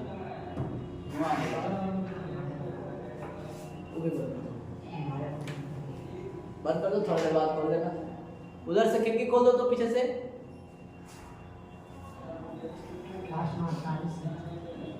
चलिए, तो कहाँ थे हम? हाँ, शहर में मतलब किसी ने उनको देखा हो, किसी ने उन पर ध्यान दिया हो, इसका पता लगाना भी मुश्किल था।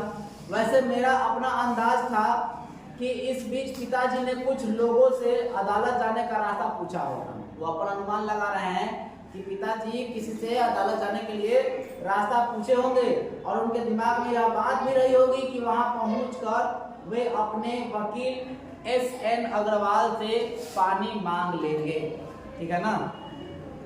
लेकिन उनके पूछने पर या तो कुछ चुप रहकर तेजी से आगे बढ़ गए होंगे या किसी ने इतनी बौखलाहट से जल्दबाजी में उन्हें कुछ बताया होगा जो पिताजी को ठीक से समझ में नहीं आया होगा और सिर्फ अपमानित, दुखी और परेशान होकर रह गए होंगे। शहर में ऐसा होता ही रहता है ना। अपने अनुमान लगा रहे हैं कि ऐसा ऐसा हुआ होगा। आगे वैसे बीच के पौने घंटे के बारे में मेरा अपना अनुमान है कि इस बीच पिताजी पर काढ़े का असर काफी बढ़ गया होगा। मई की धूप और प्यास ने इस असर को और भी तेज कर दिया होगा, गहरा कर दिया होगा। उनके पैर लड़खड़ाने लगे होंगे। बहुत संभव है कि एक आध बार इस बीच में उन्हें चक्कर भी आ गया होगा। ठीक है ना। पिताजी 11 बजे शहर में देशबंधु मार्ग पर स्थित स्टेट बैंक ऑफ इंडिया की इमारत में घुसे। कहाँ घुसे? स्टेट बैंक ऑफ इंडिया की इमारत में घुसे। कै बजे? 11 बजे। वे वहां क्यों गए? इसकी वजह ठीक समझ में नहीं आती। किसी से पता चला कि 11 बजे वो कहाँ गए? स्टेट बैंक ऑफ इंडिया में गए। अब काहे लगाए पता नहीं चल पा रहा। वैसे हमारे गांव का रमेश दत्त शहर में भूमि विकास सहकारी बैंक में क्लर्क था। गांव में कौन था? रमेश दत्त। वो बैंक में क्लर्क था। हो सकता है पिताजी के दिमाग में सिर्फ बैंक रहा हो और वहां से गुजरते हुए अचानक स्टेट बैंक लिखा हुआ देखा और उधर घूम गए होंगे। उन्होंने अब तक पानी नहीं पिया था, इसलिए उन्होंने सोचा होगा कि रमेश दत्त से पानी भी मांग लेंगे, अदालत जाने का रास्ता भी पूछ लिया जाएगा और बता सकेंगे कि उसका सिर घूम रहा है और यह भी कि कल शाम को उन्हें तिरिक्ष ने काट लिया। यही सब सोच कर बैंक में गए होंगे कि रमेश दत्त से मिलेंगे तो पानी उन्हें मिल जाएगा पीने के लिए, रास्ता भी पूछ लेंगे, है ना। चलिए आगे बढ़ते हैं। स्टेट बैंक के कैशियर अग्निहोत्री के अनुसार वह उस समय कैश रजिस्ट्री चेक कर रहे थे। ठीक है ना। क्या चेक कर रहे थे? कैश रजिस्ट्री चेक कर रहे थे। उनकी मेज पर लगभग 28,000 रुपए की गड्डियां रखी हुई थी। उस वक्त 11 से 2-3 मिनट ऊपर हुए होंगे, तभी पिताजी वहां आए। ठीक है ना। बता रहे हैं कि हम टेबल पर पैसा रखा था, हम रजिस्ट्री चेक कर रहे थे, तभी आपके पिताजी आए होंगे। तभी पिताजी वहां आए। उनके चेहरे पर धूल लगी हुई थी, चेहरा डरावना था और अचानक ही उन्होंने जोर से कुछ कहा। अग्निहोत्री का कहना था, मैं अचानक डर गया।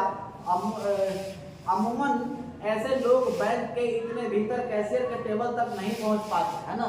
ज्यादातर ऐसे डायरेक्ट किसी के कैशियर के पास पहुंच जाना ऐसा नहीं होना चाहिए, है ना। कैशियर के टेबल तक नहीं पहुंच पाते। अग्निहोत्री का यह भी कहना था कि अगर वह पिताजी को 1-8 मिनट से पहले अपनी ओर आता देख लेता तब शायद न डरता। मतलब अचानक से देखे कि एकदम आपके पास में खड़ा हो, पहले देखते कि उधर जा रहे हैं तो डरते नहीं। वो आगे सुनिए। लेकिन हुआ यह कि वह पूरी तरह से कैश रजिस्टर के हिसाब किताब में डूबा हुआ था और तभी अचानक से पिताजी की आवाज निकाली और सिर उठाते हुए देखा कि वो पास आके खड़े हुए हैं और वो डर गया और चीख पड़ा। उसने घंटी भी बजा दी, घंटी होता ऑफिस में, बजा दी। बैंक के चपरासिया, दो चौकीदारों और दूसरे कर्मचारी के अनुसार अचानक ही कैशियर की चीख और घंटी की आवाज से वे सब चौंक गए, उस तरफ दौड़े और नेपाल चौकीदार थापा ने पिताजी को दबोच लिया और मारता हुआ कॉमन रूम की तरफ ले गया। ठीक है ना। वो चिल्लाया तो सब जितना गार्ड वार्ड था सब आया, धर तो उसको मारते हुए कॉमन रूम की तरफ ले गया। एक चपरासी राम किशोरी जिनकी उम्र कौन सा चपरासी? राम किशोरी जिनकी उम्र 45 के आसपास थी, उन्होंने कहा, उसने समझाया कि कोई शराबी दफ्तर में घुस आया है या पागल है। क्योंकि उसकी ड्यूटी बैंक के मुख्य दरवाजे पर थी, इसलिए ब्रांच मैनेजर उसे चार्जशीट कर सकता था। लेकिन हुआ यह कि जब पिताजी को मारा जा रहा था तभी उन्होंने अंग्रेजी में कुछ बोलना शुरू कर दिया। जब पिताजी को पीट रहे थे लोग तो वो अंग्रेजी में कुछ बड़बड़ाने लगे, बोलने लगे। इसी वजह से चपरासी का शक और बढ़ गया। अंग्रेजी में कुछ बड़बड़ाने लगे तो चपरासी और शक करने लगा कि पागल है ना। इसी बीच शायद असिस्टेंट ब्रांच मैनेजर मेहता ने यह कह दिया, इस आदमी की अच्छी तरह से तलाशी लेना, तभी बाहर निकल देना। हो सकता है पैसा उसने ले लिया हो। वैसे चपरासी रामकिशोर का कहना था कि पिताजी का चेहरा अजीब तरह से डरावना हो गया था। उस पर धूल जम गई थी और उल्टी की बास आ रही थी। बैंक के चपरासियों ने पिताजी को ज्यादातर मारने पीटने की बात से इनकार किया, लेकिन बैंक से बाहर ठीक दरवाजे के पास जो पान की दुकान, जहाँ की पान की दुकान है, उसमें बैठने वाले बुन्नू का कहना था कि जब 11:30 बज रहे थे, उसके आसपास पिताजी बैंक से बाहर आए तो उनके कपड़े फटे हुए थे और निचला होठ फट गया था, जहां से उनका खून निकल रहा था। आंख के नीचे सूजन, कत्थई चकते, ऐसे चकते बाद में बैंगनी या नीले पड़ जाते हैं। ध्यान दीजिए, बैंक के बाहर एक बुन्नू को था, बुन्नू जो कि पान बेचने वाला था, पान व्यापारी था। उसने बताया कि लगभग 11:30, बैंक वाले का कहना था कि ज्यादा हम लोग बाहर पीटे नहीं है, बस खाली बैंक से बाहर निकाल दिए। लेकिन बुन्नू का कहना था कि 11:30 बजे के आसपास जब वो बाहर निकले, उनका पूरा चेहरा पर धूल था, कपड़े फटे हुए थे, ओठ से खून निकल रहा था, यानी कि उनकी हालत बहुत खराब थी, है ना। मैंने मारने पर नहीं, चेहरे पर मारिएगा तो एकदम लाल लाल ऐसी हो जाता है, दाग हो जाता है ना। तो वैसा लाल लाल धब्बा उनके शरीर पे था, है ना। इसके बाद यानी 11:30 बजे से लेकर 1 बजे के बीच पिताजी कहाँ गए, इसके बारे में मुझे अभी जानकारी नहीं मिली। हाँ, स्टेट बैंक के बाहर पान की दुकान वाले बुन्नू ने एक बात बताई थी, हालांकि इस बारे में वह पूरी तरह से स्पष्ट नहीं था, या हो सकता था कि स्टेट बैंक के कर्मचारी से डरने की वजह से साफ साफ बतलाने में कतरा रहा हो। और मतलब पता है कि बुन्नू हमको से वो बात बोला, लेकिन ये भी बोला कि कंफर्म नहीं है, तो हो सकता है कि बैंक वाला से घबरा रहा होगा, डरा रहा होगा, है ना, कतरा रहा होगा। बुन्नू ने बतलाया कि स्टेट बैंक से बाहर निकलने पर शायद बहुत जोर डाला, शायद पिताजी ने कहा कि उनके रुपए और कागजात बैंक के कर्मचारियों ने छीन लिए, है ना। ऐसा पिताजी ने कहा कि बैंक से बाहर निकालने के बाद उनके पास जो रुपए कागजात थे वो बैंक ने छीन लिए। लेकिन बुन्नू का कहना था कि हो सकता है पिताजी ने मुंह कोई बात कही हो, क्योंकि वे ठीक से बोल नहीं पा रहे थे, उनका निचला होठ काफी फट गया था, मुंह से लार भी वही बह रही थी, उनका दिमाग सही नहीं था। कह रहा है बुन्नू कि हो सकता है कि वो जो बोल रहे होंगे हमको समझ में नहीं आया होगा, लेकिन हमको ऐसा लगा कि ऐसा वो बोल रहे हैं। मेरा अंदाजा है कि इस समय तक पिताजी पर काढ़े का असर बहुत ज्यादा हो चुका था, है ना। हालांकि पंडित राम अवतार इस बात से इनकार करते हैं। उनका कहना था कि धतूरे के बीच से होली के दिनों भांग के साथ भी घोटे जाते हैं, लेकिन कभी ऐसा नहीं होता। पंडित कौन थे? राम अवतार। पंडित राम अवतार कहना ना धतूरा से कुछ नहीं होता है, होली में तो आदमी भांग के साथ इसको भी लेता है ना, पीता है, खाता है, ऐसा कुछ नहीं होता है, धतूरा से कुछ नहीं होने वाला।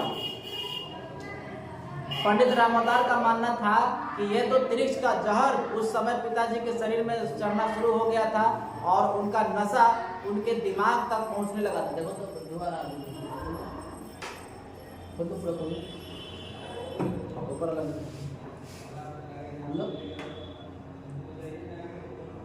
हाँ, तो क्या बता रहे हैं? उसका नशा दिमाग तक पहुंचने लगा था, या फिर बहुत संभव है कि जब स्टेट बैंक में पिताजी को थापा चौकीदार, किसने मारा था? थापा चौकीदार, नाम था चौकीदार का थापा, और चपरासियों ने मारा, तब उनके सिर के पीछे की तरफ कोई चोट लग गई और उस धक्के में उनका दिमाग सनक गया होगा। मैंने ऐसा बता रहे हैं कि हो सकता है कि ऐसा हो गया हो, मारपीट में उनका दिमाग में चोट लग गया हो और दिमाग सनक गया हो। लेकिन मुझे लगता है कि उस समय तक पिताजी को थोड़ा बहुत होश था और वे पूरी तरह कोशिश कर रहे थे कि किसी तरह से वे शहर से बाहर निकल जाए। शायद रुपए और कागजात बैंक में छीन जाने की वजह से उन्होंने सोचा कि अब यहाँ रहने का कोई मतलब नहीं है। उन्होंने शायद एक आध बार सोचा होगा कि वापस स्टेट बैंक में जाकर अपने कागजात को कम से कम मांग लिया जाए। फिर ऐसा करने की उनकी हिम्मत नहीं पड़ी होगी, वे डर गए होंगे। उनके जीवन में पहली बार इस तरह से मारा गया था, इसलिए वे ठीक से सोच पाने में भी सफल नहीं हो पा रहे थे। उनका शरीर बहुत दुबला था और बचपन से ही उन्हें अपेंडिक्स की शिकायत थी। कह रहा है कि हो सकता है कि पिताजी सोचे होंगे कि बैंक में जो कागजात छीन लिया जाकर उसको मांग लेते हैं कम से कम और घर चले जाएंगे, लेकिन ऐसा करने का उनका हिम्मत नहीं हुआ क्योंकि ऐसा घटना उनके साथ पहली बार हुआ था और वो असमर्थ थे किसी चीज को सोचने में। यह भी हो सकता है कि उस वक्त तक उन पर काढ़े का असर इतना ज्यादा हो गया हो कि वे एक चीज पर देर तक सोच नहीं पा रहे हो और दिमाग में हर पल पैदा होने वाले छोटे छोटे बुलबुलों जैसे विचार या नए नए झटकों के वश में आकर इधर उधर चल पड़ रहे होंगे। लेकिन मैं यह जानता हूं कि मुझे अच्छी तरह से महसूस होता है कि उनके दिमाग में घर लौट आने और शहर से बाहर निकल जाने की बात एक स्थायी बार बार कहीं अंधेरे से उभरने वाली भले ही बहुत छिन्न और बहुत धुंधली बात जरूर रही होगी। पिताजी लगभग सवा बजे मतलब समझते हो ना, 1:15 सवा बजे शहर के पुलिस थाने पहुंचे थे। थाना शहर के बाहरी छोर पर सर्किट हाउस के पास बने विजय स्तंभ के पास है।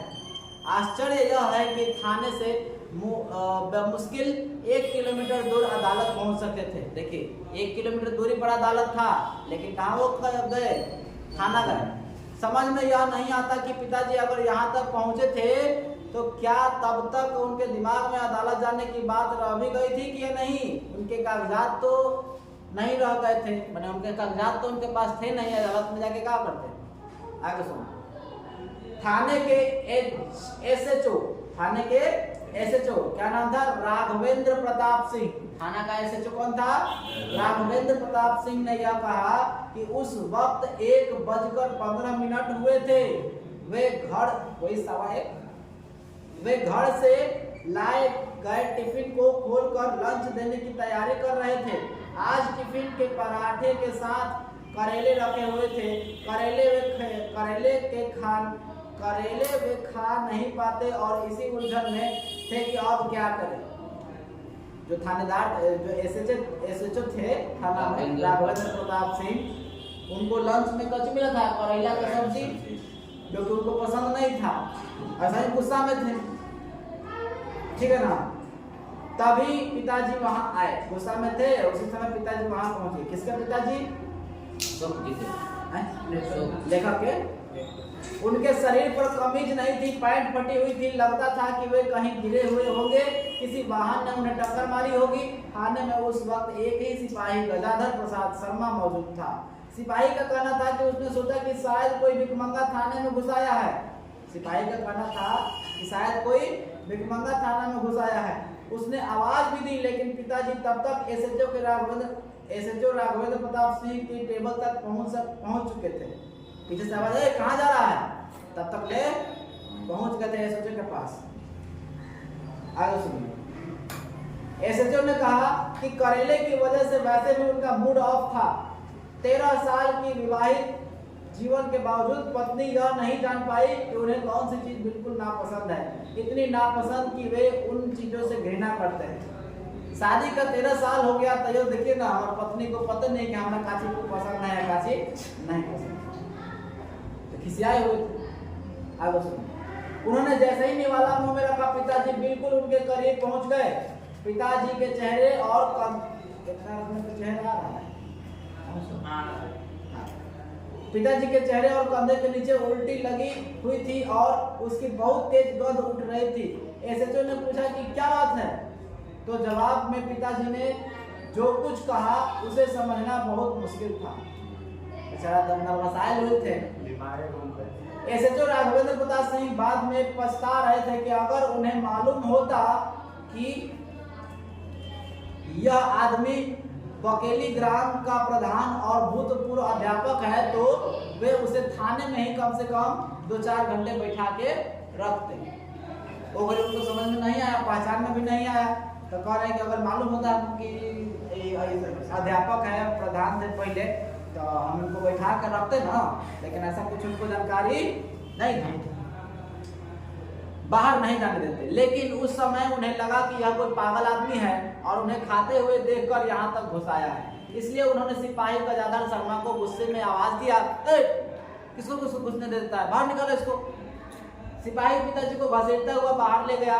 गदाधर शर्मा का कहना था कि उसने पिताजी के साथ कोई मारपीट नहीं की थी और उसने देखा कि जब वे थाने आए तब उनका निचला होठ कटा हुआ था, ठुड्डी पर कहीं रगड़ा खाकर गिरने से खरोच के निशान थे और कहुनियां छिली हुई थी।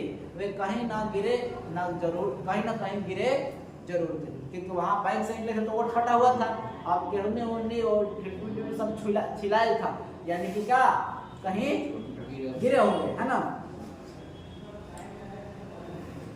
हाँ, यह कोई नहीं जानता था कि थाने से निकलकर लगभग 1.5 घंटे पिताजी कहाँ भटकते रहे। देखिए थाने के बाद की बात, थाने से निकलकर वो 1.5 घंटा कहाँ भटकते रहे कोई नहीं जानता था। पर जब वे शहर आए थे और मिनरवा टॉकीज के पास वाले चौराहे पर ट्रैक्टर से उतरे थे, तब से लेकर अब तक उन्होंने कहीं पानी पिया नहीं था। यही इसे जानना मुश्किल था, पानी पिया था या नहीं यह जानना मुश्किल था। कह रहे हैं कि वो घड़ी से लेके अब तक ले वो कहीं पानी पिए थे कि नहीं ये पता नहीं चल रहा था। इसकी संभावना भी कम ही बनती है, मतलब उस हालत में पानी कैसे पिएंगे बेचारे। हो सकता है तब तक उनका दिमाग इस काबिल न रह गया हो कि वे प्यास को भी याद रखें। लेकिन अगर वे पुलिस थाना तक पहुंचे तो उनके मस्तिष्क में नशे के बावजूद कहीं बहुत कमजोर सा अंधेरे में डूबा या ख्याल रहा होगा कि वे किसी तरह अपने गांव में जाने का रास्ता वहां पूछ ले, या उस ट्रैक्टर का पता पूछे, या फिर आते रुपए और अदालती कागजात छीन जाने की रिपोर्ट वहां लिखवा, ठीक है ना। कह रहे हैं कि ऐसा उनके दिमाग में शायद आया हो कि थाना पहुंचे हैं तो ये सब कमवा करवा ले। यह सोचने के करीब पहुंचना ही बुरी तरह से बेचैन कर डालने वाला है कि उस समय पिताजी सिर्फ तिरिच के जहर और धतूरे के नशे के खिलाफ ही नहीं लड़ रहे थे, बल्कि हमारे मकान को बचाने की चिंता भी कहीं ना कहीं उनके नशे की नींद में बार बार सिर उठा रही थी। शायद उन्हें अब तक यह लगने लगा होगा कि सब कुछ तो जो हो रहा है सिर्फ एक सपना है। पिताजी इससे जगने के बाहर निकलने की कोशिश करते रहे होंगे, ठीक है ना। पिताजी को ऐसा लग रहा होगा कि शायद ये सब सपना हो, काश सपना टूट जाए और हम वापस पहले वाली स्थिति में आ जाए, जो स्थिति अभी बिगड़ चुकी है वैसा ना हो। 2:15 बजे के आसपास पिताजी को शहर के बिल्कुल उत्तरी छोर पर बसी सबसे संपन्न कॉलोनी इतवारी कॉलोनी में घिसटते हुए देखा गया था। कॉलोनी सर्राफा और जौहरियों PWD के बड़े ठेकेदार और रिटायर्ड अफसरों की कॉलोनी थी। कुछ समृद्ध पत्रकार कवि भी वहीं ठहरते थे। यह कॉलोनी हमेशा शांत और घटनाहीन रहती थी। जिन लोगों ने यहाँ पिताजी को देखा था उन्होंने बताया उस वक्त तक उनके शरीर में सिर्फ एक पट्टेदार जंघिया बची हुई थी, सारा कपड़ा फट गया था, जिनका नाड़ा शायद टूट गया था और वे डोरी नाड़ा टूट गया था और वे उसे अपने बाएं हाथ से बार बार संभाल रहे थे। जिसने भी उन्हें वहां देखा उसने यही समझा कि कोई पागल है। जिस हालत में वे थे सबको यही समझ रहा था कि पागल है। कुछ ने कहा कि बीच बीच में खड़े होकर जोर जोर से गालियां बकने लगते थे वे। बाद में उसे कॉलोनी में रहने वाले रिटायर्ड तहसीलदार सोनी साहब और शहर के सबसे बड़े अखबार के विशेष संवाददाता और कवि सत्येंद्र थपलियाल ने बताया कि उन्होंने पिताजी के बोलने को ठीक से सुना था और दरअसल वे गालियां नहीं बक रहे थे बल्कि बार बार कह रहे थे, मैं Ram Swarath Prasad ex school headmaster and village head of ग्राम बकेली। मतलब अंग्रेजी में वो अपना परिचय दे रहे थे, गालियां नहीं बक रहे थे। कवि पत्रकार थपलियाल साहब ने दुख जाहिर किया। दरअसल उसी समय वे अमेरिका दूतावास की किसी खास पार्टी में संगीत सुनने दिल्ली जा रहे थे, इसलिए जल्दबाजी में वे चले गए। तहसीलदार सोनी साहब का कहना था कि मुझे उस आदमी पर बहुत तरस आया और मैंने लड़कों को डांटा भी, लेकिन 2-3 लड़कों ने कहा कि यह आदमी राम रतन सर्राफा की बीवी और साली पर हमला करने वाला था। तहसीलदार ने कहा कि ऐसा सुनने के बाद उन्हें भी लगा कि हो सकता है यह कोई बदमाश हो और नाटक कर रहा हो, ठीक है ना। कुछ वहाँ के बच्चे थे जो उनको क्या कर रहे थे, ढेला मार रहे थे, तो उसको डांटा, जो तहसीलदार तो उसको डांटे, ऐसा मत करो, क्या कर रहे हो परेशान इसको, लेकिन ना एक बात फलनवा के मेरा हुआ के मारे जाए छल। मैंने ऐसा बात जब बताया तो फिर तहसीलदार भी सोचा कि हो सकता है कोई बदमाश होगा, ऐसा नाटक कर रहा है। लड़के उन्हें तंग करने में लगे थे और पिताजी बीच बीच में जोर जोर से बोलते थे, मैं बंद करिए, साइलेंट करो पहले उसको।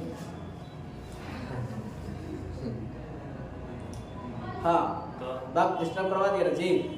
कहाँ थे पिताजी बीच में जोर जोर से चिल्लाते थे, मैं Ram Swarath Prasad ex school headmaster, मैंने जोर जोर से चिल्ला रहे थे, मैं राम प्रसाद स्वारथ हूँ, मैं राम स्वारथ प्रसाद हूँ, एक्स स्कूल हेडमास्टर, यानी कि स्कूल का पहले हेडमास्टर रह चुका हूँ।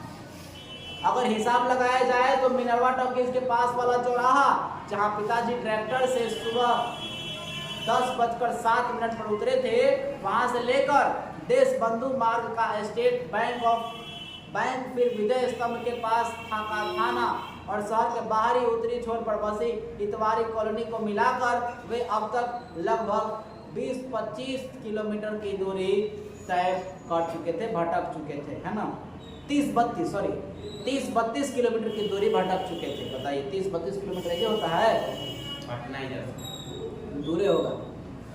ये जगह ऐसी है जो एक ही दिशा में नहीं, इसका मतलब यह हुआ कि पिताजी की दिमागी हालत यही थी कि उन्हें ठीक कुछ सूझ नहीं रहा था कि हम कहाँ जा रहे हैं। वे अचानक ही किसी भी तरफ चल पड़ते थे। जहाँ तक सर्राफा की पत्नी और साली पर हमले करने की बात है, जिसे थपलियाल साहब सच मानते हैं, मेरा अनुमान है कि पिताजी उनके पास या तो पानी मांगने गए होंगे या बकेली जाने वाले सड़क के रास्ते के बारे में पूछने गए होंगे, ठीक है ना। उस एक पल के लिए पिताजी को होश जरूर रहा होगा, लेकिन इस हुलिये के आदमी को अपने इतना करीब देखकर वे औरतें डर कर चीखने लगी होंगी। वैसे पिताजी की दाहिनी आंख के ऊपर भौहे पर जो चोट लगी थी, जिससे कि खून निकल रहा था, आंख पर आने लगा था। यहाँ पे भौहा होता है ना, चोट लगा था, आंख पर खून आने लगा। कोई भी देखेगा तो पागल समझेगा उस हालत में, है ना।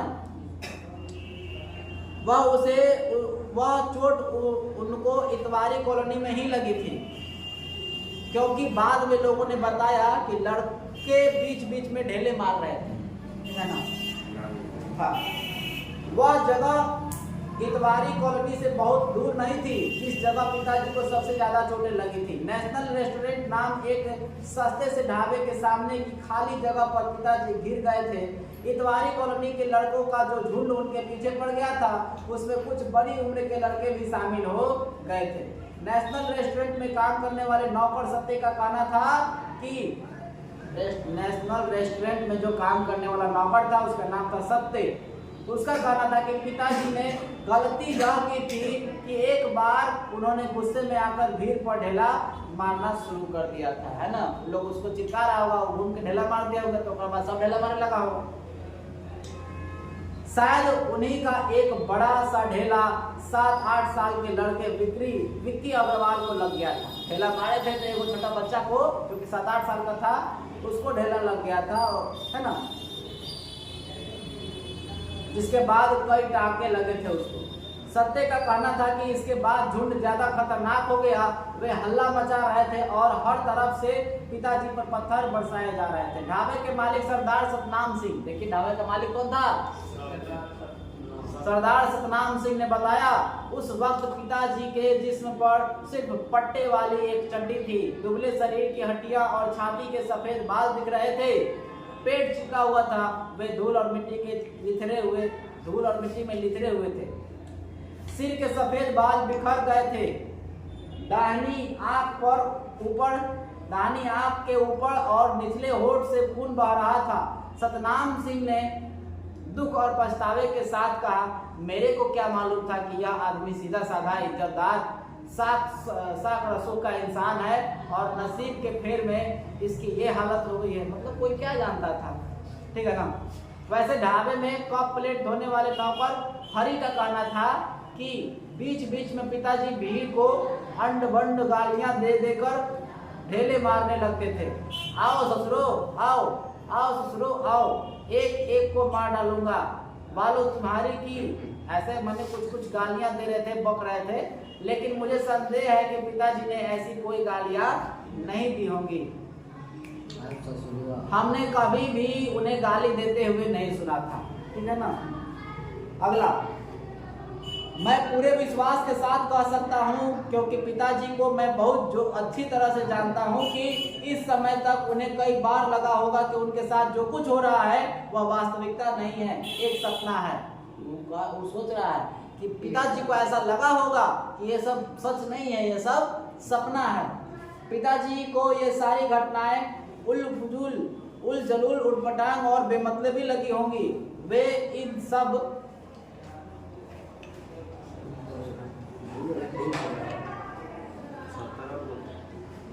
सब पर अविश्वास करने लगे होंगे। उन्होंने सोचा होगा कि यह सब क्या बकवास है, वे तो गांव से शहर आए ही नहीं हैं, उन्हें किसी तिरिक्ष ने काट लिया है। अब देखो कहां से कहां कहानी जा रहा है। वो सोच रहे होंगे कि सब सपना है ना, ऐसा कुछ नहीं हो रहा है, बल्कि तिरिक्ष तो होता ही नहीं है, एक मनगढ़ंत और अंधविश्वास कहानी है। और धतूरे का काढ़ा पीने की बात तो हास्यास्पद है, वह भी एक तेली के खेत में उसका पौधा खोजकर, है ना। और है कि ये धतूरे पीने वाली बात तो ऐसे ही मजाक वाली बात है, ऐसा तो हुआ ही नहीं होगा। उन्होंने सोचा होगा कि भला उन पर कोई मुकदमा क्यों चलेगा, उन्हें अदालत में जाने की क्या जरूरत है। मैं जानता हूं कि सुरंग जैसा लंबा, सम्मोहक लेकिन डरावना सपना जैसा मुझे आता था, पिताजी को भी आता रहा होगा। मेरी और उनकी बहुत सी बातें बिल्कुल मिलती जुलती रहती थी।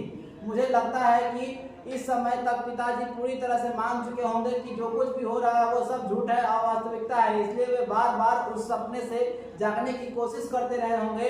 अगर वे बीच बीच में जोर जोर से कुछ बोलने लगते तो शायद गालियां बकने लगते। तो इसी कठिन कोशिश में वे उस आवाज के सहारे उस दुस्वप्न से बाहर निकल आए। नेशनल रेस्टोरेंट के नौकरों और मालिक सरदार सतनाम सिंह ने जैसा बताया, उसके अनुसार उस जगह पर पिताजी को बहुत चोटें आई थी। उनकी कनपट्टी माथे अरोड़ा के बीच 22 साल के लड़के संजू ने उन्हें 2-3 बार लोहे की रॉड से भी मारा था। देखिए, सत्य का कहना था कि इतनी चोट से कोई भी आदमी कैसे बच सकता है, मर ही जा सकता है। मुझे यह सोचकर एक अजीब सी राहत मिलती है और मेरी फंसी हुई सांसें भी ठीक हो जाती है कि उस समय पिताजी को कोई दर्द महसूस नहीं होता रहा होगा, क्योंकि वे अच्छी तरह से पूरी तार्किकता और गहराई के साथ विश्वास करने लग गए होंगे कि यह सब सपना। और जैसे ही वे जानेंगे कि सब ठीक हो जाएगा, नीचे फर्श पर सोते हुए मैं और छोटी बहन दिख जाएंगे या गौरैया का झुंड। हो सकता है उन्हें बीच बीच में अपने इन अजीबोगरीब सपने पर हंसी भी आई हो। अगर पिताजी ने गुस्से में लड़कों की तरफ खुद को भी ढेले मारने शुरू कर दिए होंगे, तो इसके पीछे पहली बार वजह तो यह थी कि उन्हें यह बहुत अच्छी तरह से पता था कि ये ढेले सपने के भीतर जा रहे हैं और इसमें किसी को कोई चोट नहीं लगी है। ये सब बता रहे हैं कि सब सपना में हुआ। पिताजी सोच रहे होंगे कि ये सब सपना चल रहा है, जो भी ढेला चला रहा है वो तो सपना में जा रहा है, ये सब किसी को कोई चोट नहीं लग रहा है, सब अनुमान। यह भी हो सकता है कि पूरी ताकत से ढेला मारकर वे उत्सुकता और बेचैनी से यह इंतजार कर रहे होंगे जैसे कि वह जाकर किसी लड़के के सिर में टकराएगा, उसका माथा नष्ट होगा और एक ही झटके में इस दुस्वप्न के टुकड़े टुकड़े बिखर जाएंगे और चारों ओर से वास्तविकता संसार की बेतहाशी रोशनी अंदर आने लगेगी। कह रहा है कि पिताजी ऐसा सोचते होंगे कि ढेला मारेंगे जोर से तो लड़कों के कपार फूटेगा, सपना टूटेगा, फिर हम वास्तविकता में आ जाएंगे। उनका जोर जोर से चीखना भी दरअसल गुस्से के कारण नहीं था, वे असल में मुझे छोटी बहन को, माँ को या किसी को पुकार रहे थे कि अगर वे अपने आप इस सपने में जाग पाने में सफल न भी हो पाए तब भी कोई आकर उन्हें जगा दे। एक सबसे बड़ी विडंबना भी इसी बीच हुई। हमारे गांव की ग्राम पंचायत के सरपंच और पिताजी के बचपन के पुराने दोस्त पंडित कंधई राम तिवारी, कौन? कंधई राम तिवारी लगभग 3:30 बजे नेशनल रेस्टोरेंट के सामने सड़क से गुजर रहे थे। वे रिक्शे पर थे। सामने इकट्ठे भीड़ को देखा और उन्हें पता भी चल गया कि वहां पर किस आदमी को मारा जा रहा है, यानी कि वो पहचान लिए, गांव के थे, पहचान भी लिए। उनकी यह इच्छा भी हुई कि वहां जाकर देखे आखिर मामला क्या है। उन्होंने रिक्शा रुकवा भी लिया, लेकिन उनके पूछने पर किसी ने कहा कि कोई पाकिस्तानी जासूस पकड़ा गया है। ठीक है, पाकिस्तानी जो पानी की टंकी में जहर डालने जा रहा था, उसे ही लोग मार रहे हैं। ठीक इसी समय पंडित कंधई राम को गांव जाने वाली बस आती हुई दिखाई दी और उन्होंने रिक्शे वाले से अगले चौराहे तक जल्दी जल्दी रिक्शा बढ़ाने के लिए कहा। गांव जाने वाली यह आखिरी बस थी। अगर उस बस के आने में 3-4 मिनट भी देरी हो जाती वे निश्चित रूप से वहां जाकर पिताजी को देखते और उन्हें पहचान लेते। ठीक है ना, वो देखे नहीं थे, पूछे कि कौन है तो बता दे कि कोई पाकिस्तानी जो है वो पकड़ा गया है, पानी की टंकी में जहर डालने जाता। वो देखने नहीं, बस आ गया तो वो देखने नहीं गए, देख लेते तो पहचान लेते। आगे देखते और उन्हें पहचान लेते। राज्य परिवहन की वह बस हमेशा आधा पौने घंटा लेट रहा करती थी, लेकिन उस दिन संयोग से वह बिल्कुल समय पर आ गई थी। सतनाम सिंह का कहना था कि वह भीड़ नेशनल रेस्टोरेंट के सामने से तब हटी और लोग तितर बितर हुए जब बड़ी देर तक पिताजी जमीन से उठे ही नहीं। ठीक है ना, कुछ मार रहा था, सब तो जमीन पर गए ऐसे, उठ नहीं पा रहे थे। तब वहां से भीड़ का हो गया, तितर बितर हुआ, इधर उधर भटका सब। ईंट का एक बड़ा सा ढेला उनकी कनपट्टी पर आकर लगा था। उनके मुंह से खून आना शुरू हो गया था, सिर में भी चोटें लगी थी। सतनाम ने बताया कि जब पिताजी बहुत देर तक नहीं हिले डुले तो लड़कों ने झूठ में से किसी ने कहा लगता है मर गए। जब भीड़ छटने से 10-15 मिनट बाद भी पिताजी नहीं हिले डुले तो सतनाम सिंह ने सत्य से कहा था कि वह उनके मुंह में पानी के छींटे मारकर देखे कि वे बेहोश है। अगर ऐसा होगा तो वो उठ जाएगा, लेकिन सत्य पुलिस की वजह से डर रहा था। बाद में सतनाम सिंह ने खुद ही एक बाल्टी पानी उसके ऊपर डाला। दूर से पानी डालने के कारण जमीन की मिट्टी गीली होकर पिताजी के शरीर पर लिथर गई, गंदा हो। सरदार सतनाम सिंह और सत्य दोनों का कहना था कि लगभग 5 बजे तक पिताजी उसी जगह पड़े हुए थे, तब तक पुलिस नहीं आई थी। फिर सतनाम सिंह ने सोचा कि कहीं उसे पंचनामा और गवाही वगैरह में न फांसना पड़ जाए, इसलिए उसने ढाबा बंद कर दिया था और डिलाइट टॉकीज में आन मिलो सजना फिल्म देखने चला गया, है ना। ढाबा बंद करके फिल्म देखने चला गया। कौन फिल्म का नाम था आन मिलो सजना। सिनेमा है, खोजो तो मिलेगा सिनेमा, यूट्यूब पे है, बहुत पुराना सिनेमा हम सुने, गाना भी आन मिलो सजना। उस समय लगभग 6 बजे थे जब सिविल साइंस की सड़क की पटरियों पर एक कतार में बनी मोचियों की दुकान में से एक मोची गणेशवा, कौन गणेशवा की गुमटी में पिताजी ने अपना सिर घुसेड़ा। उस समय तक उनके शरीर पर चड्डी भी नहीं रह गई थी। वे घुटनों के बल किसी चौपाए की तरह रेंग रहे थे। शरीर का कालिख और कीचड़ लगी हुई थी और जगह जगह चोटें थी, जिंदा थे, है ना। गणेशवा हमारे गांव के तालाब के पार वाले टोले का मोची था। हमारा गांव जो है उसके बगल में जो तालाब है, तालाब के उस पार वाले में रहने वाला एक मोची था, है ना, जो जूता उता सीता है। उसने बताया कि मैं बहुत डर गया था और मास्टर साहब को पहचान ही नहीं पाया। अब वैसे हालत में नहीं पहचाना, उनका चेहरा डरावना हो गया था और चिन्हाई में नहीं आता था। मैं डर कर गुमटी से बाहर निकल आया और शोर मचाने लगा। दूसरे मोचियों के अलावा वहाँ कुछ और लोग भी इकट्ठे हो गए थे। लोगों ने जब गणेशवा की गुमटी के भीतर झांका तो गुमटी के अंदर सबसे अंदर कोने में टूटे फूटे जूते, चमड़ों के टुकड़े, रबर और चित्रों के बीच पिताजी दुबक कर बैठे हुए थे। उनकी सांसें थोड़ी थोड़ी चल रही थी। उन्हें वहां से खींचकर बाहर पटरी पर निकाला गया। तभी गणेशवा ने उन्हें पहचान लिया। गणेशवा का कहना था कि उनके पिताजी के कान में कुछ आवाजें भी लगाई, लेकिन वे कुछ बोल नहीं पा रहे थे। बहुत देर बाद उन्होंने राम स्वार्थ प्रसाद और बकेली जैसा कुछ कहा, फिर चुप हो गए। सब जब क्या कह रहे थे? राम स्वार्थ प्रसाद एक्स हेडमास्टर ऑफ बकेली, ऐसा कहते थे ना। तो वैसे ही कुछ बोले, राम स्वार्थ प्रसाद और बकेली, इतना बोले और उसके बाद चुप हो गए। पिताजी की मृत्यु 6:15 बजे के आसपास हो गई थी। तारीख कौन सा था? 17 मई 1972। 24 घंटे पहले लगभग इसी वक्त उन्हें जंगल में तिरिक्ष ने काटा था। देखिए अब जब उनकी मृत्यु हुई उसके ठीक 24 घंटा पहले उनको तिरिक्ष का क्या था? कटले था। 24 घंटे पहले क्या पिताजी इन घटनाओं और मृत्यु का अनुमान कर सकते थे? पिताजी का शव शहर के मुर्दा घर में पुलिस ने रखवा दिया था। पोस्टमार्टम में पता चला कि उनकी हड्डियों में कई जगह फ्रैक्चर था। दाईं आंख पूरी तरह से फट चुकी थी। कॉलर बोन टूट गया था, हड्डी। उनकी मृत्यु मानसिक सदमे और अधिक रक्तस्राव के कारण हुई थी। अब देखिए, ना ही तिरिक्ष के काटने से हुआ और ना ही धतूरे का काढ़ा पीने से हुआ। उनका मृत्यु किस वजह से हुआ था?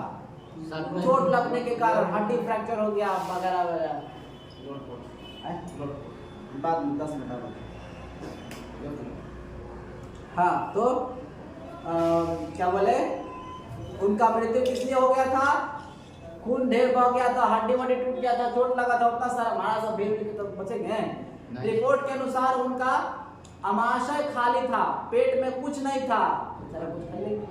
इसका मतलब यही हुआ कि धतूरे के बीच का गाढ़ा उल्टियों द्वारा पहले ही निकल चुका था। धतूरा का काढ़ा जो पिए थे उल्टी द्वारा पहले ही निकल गया था। हालांकि थानू कहता है कि अब तो यह तय हो गया। देखिए थानू का बात, अब तो फिक्स हो गया भैया, अब तो यह तय हो गया कि तिरिक्ष के जहर से कोई नहीं बच सकता, क्योंकि ठीक 24 घंटा पहले काटा था। मानना क्या था कि 24 घंटे बाद मर जाता है आदमी। तो कह रहा एकदम अब तो डिट्टो हो गया कि तिरिक्ष के काटने से कोई बच नहीं सकता। ठीक 24 घंटे बाद उसने अपना करिश्मा दिखा ही दिया, पिताजी की मृत्यु हो गई। पंडित रामावतार भी यही कहते हैं। हो सकता है पंडित रामावतार इसलिए ऐसा कह रहे हो कि वे खुद को विश्वास दिलाना चाहते थे कि धतूरे का काढ़ा का पिताजी के मृत्यु से कोई संबंध, वो अपन जान खींच रहे हैं कि धतूरा पियावे से कुछ नहीं हुआ। मैं सोचता हूँ, अंदाजा लगाने की कोशिश करता हूँ कि शायद अंत में जब गणेशवा ने अपनी गुमटी से बाहर पिताजी के कान में आवाज दी होगी तो पिताजी सपने से जाग गए होंगे। उन्होंने मुझे, माँ को और छोटी बहन को देखा होगा। फिर वे दातून लेकर नदी की तरफ चले होंगे। नदी के ठंडे पानी से उन्होंने अपना चेहरा धोया होगा, कुल्ला किया होगा और इस लंबे दुस्वप्न को भूल गए होंगे। उन्होंने अदालत में जाने के बाद बारे में सोचा होगा। हम लोग के मकान की चिंता भी उन्हें परेशान किया होगा। लेकिन मैं अपने सपने के बारे में बताना चाहता हूँ जो मुझे अक्सर आता है। वह यो है कि मैं खेतों की मेर गांव की पगडंडी से होता हुआ जंगल में पहुंच गया हूँ। मैं रक्षा नाला कीकर के पेड़ को देखता हूँ, वह भूरी चट्टान वहां से उसी जगह से जो सारी बारिश नाले के पानी में डूबी हुई रहती है। मैं देखता हूँ कि तिरिक्स की लाश उसके ऊपर पड़ी हुई है, चट्टान के ऊपर पड़ी हुई है। मुझे एक बेतहाशा खुशी और घेरे में ले लेती है कि आखिर वह मारा गया। मैं पत्थर लेकर तिरिक्स को कुचलने लगता हूँ, जोर जोर से उसे मारता हूँ। मेरे पास थानू मिट्टी का तेल और माचिस लिए खड़ा है। तभी अचानक ही मैं पाता हूँ कि मैं उस चट्टान पर ही हूँ, पर नहीं हूँ।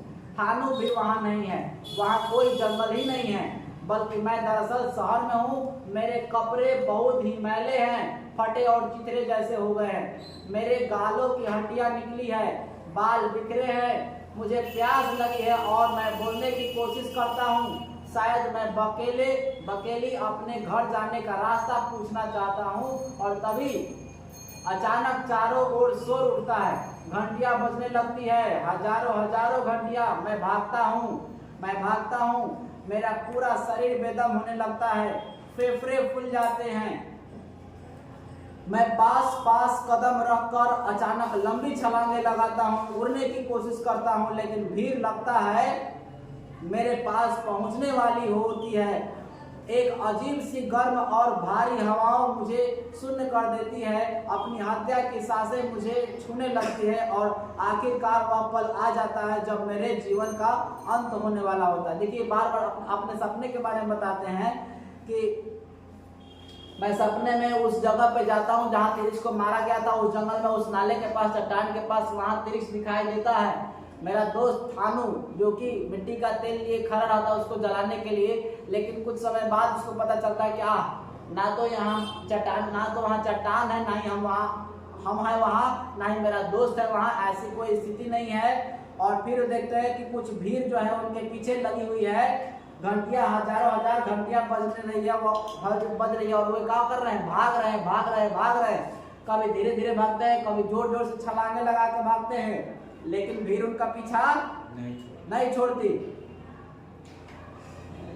फिर अपनी हत्या की सांसें मुझे छूने लगती है, और आखिरकार वह पल आ जाता है जब मेरे जीवन का अंत होने वाला होता है। ऐसा लगता है कि अब हम मरने वाले हैं। मैं रोता हूँ, भागने की कोशिश करता हूँ, मेरा पूरा शरीर नींद में ही पसीने में डूब जाता है। सब सपना की बात है। मैं जोर जोर से बोलकर जागने की कोशिश करता हूँ। मैं विश्वास करना चाहता हूँ कि यह सब सपना है। देखिए, सपना में भी ऐसा होता है। आप भले ही सपना देख रहे हो तो पूरा पसीने पसीने हो जाइएगा, और सपना में भी कभी कभी चिल्ला भी दीजिएगा हकीकत में। और अभी आँख खोलते ही सब ठीक हो जाएगा। ऐसा बार बार अपने आप को दिलासा देता हूँ कि सपना है, आँख खोलने के बाद सब ठीक हो जाएगा।